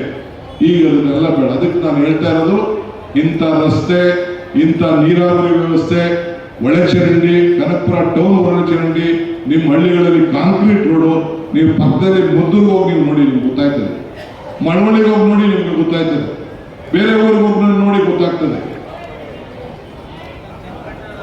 ಚನ್ನಪಟ್ಟಣ ರಾಮನಗರ, ನಾನು ಚನ್ನಪಟ್ಟಣಕ್ಕೆ ಎಲೆಕ್ಷನ್ ಟೈಮ್ ಹೋಗಿದ್ದೆ. ನನಗೆ ಕುಮಾರಸ್ವಾಮಿ 2 ಸತಿ ಚೀಫ್ ಮಿನಿಸ್ಟರ್, ದೇವೇಗೌಡರು ಮುಖ್ಯಮಂತ್ರಿ ಪ್ರಧಾನಮಂತ್ರಿ. ನಾನು ಮೂಗಿಡ್ಕೊಂಡು ಹೋಗಿ ನೋಡ್ಬೇಕಾದ ಪರಿಸ್ಥಿತಿ ಬಂತು ನನಗೆ. ಈಗ ಸುಮಾರು ಒಂದು 700-800 ಕೋಟಿನ ಅಲ್ಲಿ ಮಂಜೂರಾತಿಯನ್ನ ಮಾಡಿಸಿದ್ದೇವೆ. ಸಿದ್ದರಾಮಯ್ಯನವ್ರಿಗೆ ಹೇಳಿ ನಾನು ನನ್ನ ಇಲಾಖೆಯಿಂದ ಆ ಕೆರೆಗಳ ಇದನ್ನು ನದಿ ಪಕ್ಕದಲ್ಲೆಲ್ಲ 100 ಕೋಟಿ ರೂಪಾಯಿ ಬಂಡವಾಳ ಹಾಕ್ಲಿಕ್ಕೆ ಈಗಾಗಲೇ ವ್ಯವಸ್ಥೆ ಮಾಡಿದೆ. ಆ ಚನ್ನಪಟ್ಟಣಕ್ಕೆ ಹೋಗಿದ್ದೆ ನಾನು. ಆ ನೋಡ್ಬಿಟ್ಟು ನನಗೆ ನಾಚಿಕೆ ಆಗಿತ್ತು. ಸುಮಾರು 200 ಹೆಚ್ಚು ಜಾಗಗಳನ್ನ ಹುಡುಕಿ ಅಲ್ಲಿ ಬಡವರಿಗೆಲ್ಲ ಸೈಟ್ ಹಂಚುತ್ತೆ ಕೆಲಸ. ಒಬ್ಬ ಒಂದು ಸೈಟ್ ಹಂಚಿಲ್ಲ. ಇವತ್ತರೂ ಕನಕಪುರದಲ್ಲಿ ಒಂದು ಸೈಟ್ ಹಂಚಿಲ್ಲ, ಇದು ರಾಮನಗರದಲ್ಲಿ ಒಂದು ಸೈಟ್ ಹಂಚಿಲ್ಲ. ಈಗ ಸುರೇಶ್ ಅವರು ಮಾಡಿದ್ದೇವೆ. ಈಗ 4 ಜನ ಮೊನ್ನೆ ಎಲೆಕ್ಷನ್ ನಡೀತು, ಜನ ಅದನ್ನ ಹಾಕೊಂಡ್ರು. ಏನಾದ್ರು ಇದ್ರೆ DK ಶಿವಕುಮಾರ್ ಜೊತೆ DK ಸುರೇಶ್ ಜೊತೆ ಗುರ್ಸ್ಕೋಬೇಕು ಅಂತ ಹೇಳಿ 25,000 ಓಟಲ್ಲಿ ಅಭ್ಯರ್ಥಿನ ಗೆಲ್ಲಿಸಿ ನಮಗೆ ಗೌರವನ್ನ ಉಳಿಸ್ಕೊಟ್ರು. ಸೊ ಅದಕ್ಕೆ ನಾನು ನಿಮ್ಗೆ ಹೇಳ್ತಾ ಇದ್ದೀನಿ, ನೀವು ಹುಷಾರಾಗಿರಿ. ಮುಂದಕ್ಕೆ ಬಹಳ ಇವತ್ತು ಏನು ನಿಮ್ಮ ಹಾಲ್ ಇದೆ, ಏನು ವಿಚಾರಗಳಿದೆ, ಅವನ್ನೆಲ್ಲ ಕೂಡ ನಾವು ನಿಮ್ಗೆ ಏನೇ ಸಮಸ್ಯೆ ಇದ್ರು ಗಾಬರಿ ಮಾಡ್ಕೊಳಕ್ ಹೋಗಬೇಡಿ. ನಿಮ್ಗೆ ಇದ್ದೇವೆ. ಪ್ರತಿಯೊಂದು ಮನೆಗೂ ಕೂಡ ಇನ್ ಮುಂದಕ್ಕೆ ಯಾರಿಗೆ ಈಗಾಗಲೇ ಜೊತೆಗೆ ಎಲ್ಲ ನಿಮ್ಮ ಊರಿನಲ್ಲಿ ಯಾರು ಬಡವರು ಮನೆಗಳು ಕಟ್ಕೊಂಡಿಲ್ಲ ಇನ್ನ ಇದೆ, ಅದಕ್ಕೆಲ್ಲ ಕೂಡ ರಿಪೇರಿಯನ್ನು ಮಾಡಬೇಕಾಗಿದೆ. ಅದಕ್ಕೂ ಯೋಚನೆ ಮಾಡ್ತಾ ಇದ್ದೀವಿ. ಇನ್ನು ಬೆಂಗಳೂರಿಗೆ ವಲಸೆ ಹೋಗೋದನ್ನ ತಪ್ಪಿಸ್ಬೇಕಾಗಿದೆ. ಅದು ಒಂದು ದೊಡ್ಡ ಜವಾಬ್ದಾರಿ ಇದೆ. ಈಗಾಗಲೇ ಸುಮಾರು 40,000 ಕುಟುಂಬಗಳು ಬೆಂಗಳೂರಿಗೆ ಹೋಗಿ ಅಲ್ಲಿ ಸಣ್ಣ ಪಣ್ಣ ಕೂಲಿ ಮಾಡಿಕೊಂಡು ಏನಿಲ್ಲ ಹೆಂಗೋ ಮಾಡ್ತಾ ಇದ್ದಾರೆ. ಅದಕ್ಕೆ ಕನಕಪುರದಲ್ಲಿ ಏನಾದ್ರು ಮಾಡಿ ಒಂದಷ್ಟು ಕೈಗಾರಿಕೆಗಳನ್ನ ಮಾಡಬೇಕು, ಆರೋಳಿಲ್ಲದೆ ಮಾಡಬೇಕು ಅಂತೇಳಿ ಅದಕ್ಕೂ ಕೂಡ ಚಿಂತನೆ ಈಗಾಗಲೇ ನಡೀತಾ ಇದೆ. ನನಗೆ ಜಮೀನ ಯೋಚನೆ ಮಾಡ್ತಾ ಇದ್ದೀನಿ. ಎಲ್ಲರೂ ಕೂಡ ಇಲ್ಲೇ ಹೋಗಿ ಊರಲ್ಲೇ ಹೋಗಿ ವಾಪಸ್ಸು ಹೋಗಿ ಇಲ್ಲೇ ಕೆಲಸ ಮಾಡಿಕೊಂಡು ವಾಪಸ್ ಊರುಗಳಲ್ಲಿ ಬಂದು ನಿಮ್ಮ ಬದುಕಿಗೆ ನಿಮ್ಮ ಬೆಂಗಳೂರು ದಕ್ಷಿಣ ಜಿಲ್ಲೆ ಅಂದ ತಕ್ಷಣ ಯಾರು ಕೇಳೋದು ನಿಮ್ಮ ಬೆಂಗಳೂರಲ್ಲೇ ಇದ್ದೀನಿ ಅಂತ ಲೆಕ್ಕಕ್ಕೆ ಬರ್ತದೆ. ಏನು ತಲೆ ಕೆಡಿಸ್ಕೊಳಕ್ಕೆ ಹೋಗ್ಬೇಡಿ. ಅಷ್ಟು ಸ್ವಾಭಿಮಾನ ನಿಮ್ಗೆಲ್ಲ ಬರ್ತದೆ. ಇನ್ನೊಂದು 2-3 ತಿಂಗಳಾದ್ಮೇಲೆ ಹುಡುಕೊಂಡು ಬಂದ್ಬಿಡ್ತಾರೆ ನಿಮ್ಮ ಜಮೀನಿಗೆ ಬ್ರೋಕರ್ಗಳು. ಹುಷಾರಾಗಿರಿ. ಅದನ್ನು ನಾನು ಲೆಕ್ಕ ಇಟ್ಕೋತೀನಿ. ಯಾವ್ದಾದ್ರು ರಿಜಿಸ್ಟ್ರೇಷನ್ ಆಯ್ತಾ, ಯಾವನಾದ್ರು ಮಾರ್ಕೊಂಡ ಬಿಟ್ಟ ಅಂತೇಳಿ. ನಾನು ಮತ್ತೆ ನಿಮ್ಗೆ ಹೇಳ್ತಾ ಇದ್ದೀನಿ, ಯಾಮಾರಕ್ಕೆ ಹೋಗ್ಬೇಡಿ. ಇದನ್ನ ನೀವು ಹಂಗೆಲ್ಲ ನೀವು ಯಾಮಾರಿ ಜಮೀನಿನ ಆಸ್ತಿಗಳನ್ನ ನೀವು ಕಳ್ಕೊಳಕ್ ಹೋಗ್ಬೇಡಿ. ಇನ್ನೇನು ನಿಮ್ಗೆ ರಿಕ್ವೆಸ್ಟ್ ಇಲ್ಲ. ನೀವು ಓಟ್ ಹಾಕ್ತಿರೋ ಬಿಡ್ತಿರೋ ನಿಮ್ಮ ಆಸ್ತಿ ಮಾತ್ರ ದಯವಿಟ್ಟು ಇರಲಿ. ಇನ್ನ ಇವತ್ತೇನು ನಿಮ್ಗೆ 2 ಲಕ್ಷದಿಂದ 1 ಲಕ್ಷ ಜಮೀನಿತ್ತು, ಆ ಜಮೀನೆಲ್ಲ ಈಗ ನನ್ನ ಸಂಘದಲ್ಲಿ ನನಗೆ ನಮ್ಮ ತಾತನ ಜಮೀನು ಬರೀ 8,000 ರೂಪಾಯಿ ಮಾರ್ಬಿಟ್ಟಿದ್ದೆ ಕೋಡೆಸ್ಗೆ. 8,000 ರೂಪಾಯಿ ಮಾರ್ಬಿಟ್ಟಿದ್ದು ಕೋಡೆಸ್ಗೆ. ಇವತ್ತು ಎಷ್ಟಿದೆ ಸಂಘದಲ್ಲಿ ಜಮೀನು? ಈಗ ಎಷ್ಟಿದೆ ನಮ್ಮ ಕೋಡಲಿ ಹೋಗ್ಲಿ, ಆ ಮೂಲೆಯಲ್ಲಿ ಮುಗ್ಗೂರು ಕಡೆ ಎಲ್ಲನೂ 25 ಲಕ್ಷ 30 ಲಕ್ಷ ಇರ್ತದೆ. 65 ನೋಡಿ 65 ಲಕ್ಷ ಹೇಳ್ತಾ ಇದ್ದಾರೆ. ಸೊ ಹಂಗೆ ನಮ್ಮ ಸಾತ್ತೂರು ಹೋಗ್ಲಿನೂ ಅಷ್ಟೇ. ಮೇನ್ ರೋಡಲ್ಲೆಲ್ಲ ನಾನು ಯಾವುದೋ ಕಾಲದಲ್ಲಿ ಒಂದು ಸ್ಕೂಲ್ಗೆ ನನಗೆ ಜಾಗ ಕೊಟ್ಟಿರಲಿಲ್ಲ ಮೀಟಿಂಗ್ ಮಾಡಕ್ಕೆ. ಒಂದು ಕಾಲದಲ್ಲಿ ಆ ಲೈಬ್ರರಿ ಜಾಗದಲ್ಲಿ 2 ಕಡೆ ತಗೊಂಡಿದ್ದೆ. ಬರೀ 2 ಲಕ್ಷಕ್ಕೆ ತಗೊಂಡಿದ್ದೆ. 1.5 ಲಕ್ಷ 2 ಲಕ್ಷಕ್ಕೆ ನಮಗೆ ಸಾತ್ತೂರು ಶೆಟ್ರ ಇವರೆಲ್ಲ ಸೇರಿ ಕೊಡಿಸಿದ್ರು ಜಮೀನು. ಈಗ ಅದು ಹಿಂದೆಗಡೆ ಒಂದಷ್ಟು ಜಮೀನು 80,000 ಯಾರು ಬಂದು ಕೇಳ್ತಾವ, ಒಂದಷ್ಟು ಕೇಳಿದ್ರೆ 80 ಲಕ್ಷನ 1 ಕೋಟಿನ ಹೇಳ್ತಾವ. ಹಂಗೆ ಬೆಲೆ 2 ಲಕ್ಷ ಇಲ್ಲಿ 80 ಲಕ್ಷ ಇದೆ. ಹಂಗೆ ನಿಮ್ಮ ಆಸ್ತಿ ಮೌಲ್ಯಗಳನ್ನ ದಯವಿಟ್ಟು ಜಾಸ್ತಿ ಆಗ್ತದೆ. ನೀವು ಉಳಿಸ್ಕೊಂಡು ಹೋಗಿ, ನಿಮ್ಗೆ ಒಳ್ಳೇದಾಗಲಿ. ಇವತ್ತು ಇಷ್ಟು ಹೆಚ್ಚಿನ ಸಂಖ್ಯೆಯಲ್ಲಿ ತಾವೆಲ್ಲ ಬಂದಿದ್ದೀರಿ. ನಿಮ್ದು ಏನೇ ಇದ್ರು ಕೂಡ ನಾನು ಸಾಯಂಕಾಲ ಬೇಕಾದಷ್ಟು ಬೆಂಗಳೂರು ಕಾರ್ಯಕ್ರಮ ಇದೆ, ನಾನು ಹೋಗುದಿಲ್ಲ, ಇಲ್ಲೇ ಕೂತ್ಕೊಂಡ್ಬಿಡ್ತೀನಿ. ಯಾರು ಏನಾದ್ರು ಮಾತಾಡೋದಿದ್ರೆ ಮಾತಾಡಿ. ಆಮೇಲೆ ಬೇರೆ ಕೆಲವು ಏಜೆಂಟ್ಗಳು ಬರ್ತಾರೆ ನಿಮಗೆ ಟ್ರಾನ್ಸ್ಫರ್ಗೆ, ಅದಕ್ಕೆ ಇದಕ್ಕೆ TCM ಅಂತ. ನೀವು ಆಫೀಸರ್ ನಂಬ್ಕೊಳಕ್ ಹೋಗ್ಬೇಡಿ. ನೀವು ಆಫೀಸರ್ ಕಟ್ಕೊಂಡು ನೀವೆಲ್ಲ ತಲೆ ಕೆಡ್ಸ್ಕೊಳಕ್ ಹೋಗ್ಬೇಡಿ. ಅವೆಲ್ಲ ಏಜೆಂಟ್ಗಳು ಬೆಂಗಳೂರಿಂದ ಬರ್ತಾರೆ. ಹುಷಾರಾಗಿರಿ. ನಿಮ್ಮ ಸ್ವಂತ ಕೆಲಸ ಏನೇ ಇದ್ರು, ನಿಮ್ಮ ಅಣ್ಣ ತಮ್ಮರ ಕೆಲಸ, ನಿಮ್ಮ ಮಕ್ಕಳ ಕೆಲಸ ಏನೇ ಇದ್ರು ಬನ್ನಿ. ಅವನ್ನೆಲ್ಲ ನಾವು 1-2 ಏನೋ ಮಾಡಿ ಕಾನೂನು ರೀತಿ ಏನು ಅವಕಾಶ ಇದೆಯೋ ಅದಕ್ಕೆಲ್ಲ ಸೇರಿ ಮಾಡ್ಕೊಳ್ಳೋಣ. ಇಷ್ಟು ಮಾತ್ರ ಹೇಳಿ, ಈ ಒಂದು ಸರ್ಕಾರ ನಿಮ್ಮ ಮನೆ ಬಾಗಿಲು ಬಂದಿದೆ. ಏನೇ ವಿಚಾರ ಇದ್ರು ಕೂಡ ತಾವೆಲ್ಲ ಬಂದು ಸಹಕಾರ ಕೊಡಿ. ಪ್ರತಿ ತಿಂಗಳು ಕೂಡ ನಾನು 1 ದಿನನೋ 2 ದಿನ ನಿಮಗೋಸ್ಕರ ಮೀಸಲಾಗಿಡ್ತೀನಿ. ಬಂದು ಟೈಮ್ ವೇಸ್ಟ್ ಮಾಡ್ಕೊಳಕ್ ಹೋಗ್ಬಿಡಿ. ಇಲ್ಲೇ ಬಂದು ನಾನು ಮೀಟಿಂಗ್ ಮಾಡಿ ನಿಮ್ಗೆ ಏನು ಬೇಕೋ ಸಹಕಾರವನ್ನ ಪಡ್ಕೊಳ್ಬೇಕು ಅಂತ ಹೇಳಿ ತಮ್ಮ ಪ್ರಾಸಿ. ಒಳ್ಳೆ ಅಧಿಕಾರಿಗಳಿದ್ದಾರೆ, ಯಾರು ನಿಮ್ಗೆ ಲಂಚ ಕೇಳೋದಿಲ್ಲ. ಯಾವ ಅಧಿಕಾರಿ ತಹಶೀಲ್ದಾರ್ ಇಂದ ಹಿಡಿದು PO ಇಂದ ಹಿಡಿದು ಕೆಲವು ಪಂಚಾಯತಿನಲ್ಲಿ ಕೆಲವು ಇದಾರಂತೆ, ಅದನ್ನೆಲ್ಲ ಪಟ್ಟಿ ತಪ್ಪಿಸಿದೀನಿ ನಾನು. ತಪ್ಪಿಸಿದಾರಂತೆ ಯಾರು ಚಪ್ಪಲಿ ಹೊಡಿತಾರ ಸೀದಾ ಹೊಡಿತಾರ. ಪಂಚಾಯತಿ ಕೆಲವು ಏನಿದೆ ಅಂತ ಗೊತ್ತಿಲ್ಲ ನನಗೆ. ಬೇರೆ ಏನೇನಿಲ್ಲ. ಒಬ್ಬ ಯಾರು ಇನ್ಸ್ಪೆಕ್ಟರ್ ಯಾರು ಮಾಡ್ತಿದ್ದ, ಅದನ್ನು ಕೂಡ ದಾಖಲೆ ಬಂದಿದೆ. ಅವನು ಶಿಫ್ಟ್ ಮಾಡಕ್ಕೆ ಏರ್ಪಾಟ್ ಮಾಡ್ತಾ ಇದ್ದೀನಿ. ಸೊ ಮಿಕ್ಕಿದ್ದು ಯಾರು ಕೂಡ ನಿಮಗಿಲ್ಲ. ಪೊಲೀಸ್ ಸ್ಟೇಷನ್ ವಿಚಾರ ಮತ್ತೊಂದಕ್ಕೆ ಆ ಕಾನೂನು ಅಡಿಯಲ್ಲಿ ಏನೇನು ಬೇಕೋ ಮಾಡಬೇಕು. ಇಸ್ಪೀಟು ಎಲ್ಲ ಎಲ್ಲೂ ಇಲ್ಲ. ಯಾವ ಇಸ್ಪೀಟು ಇಲ್ಲ. ಇಸ್ಪೀಟ್ ಆದ ತಕ್ಷಣ ಕಳ್ತನ ಜಾಸ್ತಿ ಆಗ್ತದೆ. ಅವಕ್ಕೆಲ್ಲ ನಾನು SP-ಗೆ ಹೇಳ್ಬಿಟ್ಟಿದ್ದೀನಿ. ಎಲ್ಲೂ ಇಸ್ಪೀಟ್ ಆಡ್ಸೋದು ಮತ್ತೊಂದಕ್ಕೆ ಯಾವುದಕ್ಕೆ ಅವಕಾಶ ನಮ್ಮ ಜಿಲ್ಲೆಯಲ್ಲಿ ಕೊಡಬಾರ್ದು ಅಂತ ಹೇಳಿದ್ದೀನಿ. ಆ ದೃಷ್ಟಿಯಲ್ಲಿ ನಾವು ನಡೆಸ್ಕೊಂಡು ಹೋಗ್ಬೇಕು. ಎಲ್ಲಿ ಏನೇ ಆದರೂ ಕೂಡ DK ಶಿವಕುಮಾರ್ ಕ್ಷೇತ್ರ ಅಂತ ಬರೀತಾರೆ. ಅವ್ರು ಯಾರೋ ಬಂದು ನಮ್ಮ ಕೊಯ್ಲುಮುಳಿ ಮಗನಿಗೆ ಯಾರೋ ಬಂದು ಹೆಚ್ಚು ಕಮ್ಮಿ ಆಗಬೇಕು ಬಂದು ಏನು ಯಾರೋ ಅವ್ರವ್ರಿಗೆ ಗಲಾಟೆ ಮಾಡ್ಕೊಳ್ಳೋದಕ್ಕೆ ಬರೀ ನನ್ನ ಹೆಸರೇ ಹೊಡಿತಾ ಇದ್ರು. ಅವ್ನು ನಮ್ಮ ಹುಡುಗ, ಅವ್ನು ಗೊತ್ತಿಲ್ಲ ನಮಗೆ. ಕೊಯ್ಲುಮುಳಿ ನಮ್ಮ ಸ್ವಂತ ತಮ್ಮ ಇದ್ದಂಗೆ ನಾವು ಅವನ್ನ ಜಿಲ್ಲಾ ಪಂಚಾಯತ್ ಅಧ್ಯಕ್ಷ ಮಾಡಿದ್ವಿ. ಏನೆಲ್ಲ ದೊಡ್ಡ ದೊಡ್ಡ ಲೀಡರ್ಗಳೆಲ್ಲ ಬಂದ್ಬಿಟ್ರು. ಇರಲಿ ಅಂತ ಏನೋ ಸರಿ ಪಾಪ ಅವ್ನ ಕೈಗೆ ಹೊರಟೋಯ್ತು. ಇರಲಿ, ಯಾವುದೋ ಒಂದು ದೊಡ್ಡ ಗಲಾಟೆ ಆಯಿತು, ಅವೆಲ್ಲ ಸರಿ ಮಾಡೋಣ. ಭಾಳ ಶಾಂತ ರೀತಿಯಿಂದ ಇರಬೇಕು.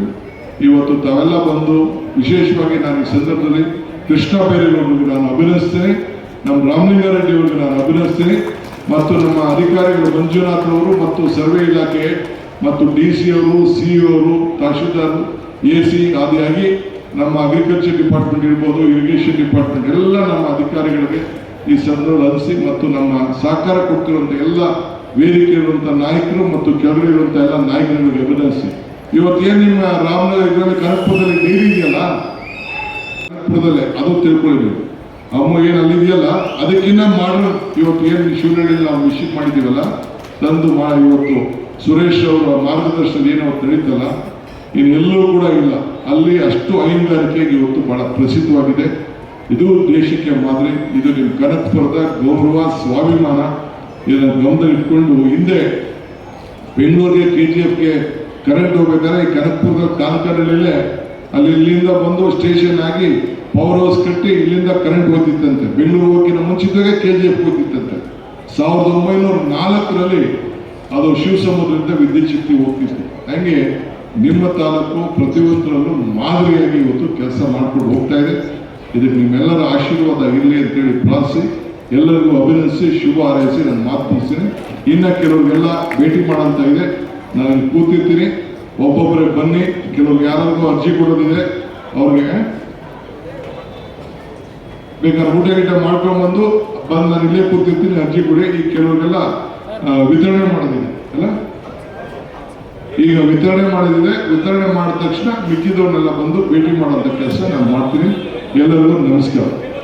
ಸದಾ ನಿಮ್ಮ ಸೇವೆಯಲ್ಲಿ ಪ್ರಜಾ ಭಾರತ ನ್ಯೂಸ್ ವೀಕ್ಷಕರೇ, ಸಾಮಾಜಿಕ ನ್ಯಾಯಕ್ಕಾಗಿ ನಮ್ಮ ಚಾನೆಲ್ ಸಬ್ಸ್ಕ್ರೈಬ್ ಮಾಡಿ, ಶೇರ್ ಮಾಡಿ, ಲೈಕ್ ಮಾಡಿ. ಧನ್ಯವಾದಗಳು.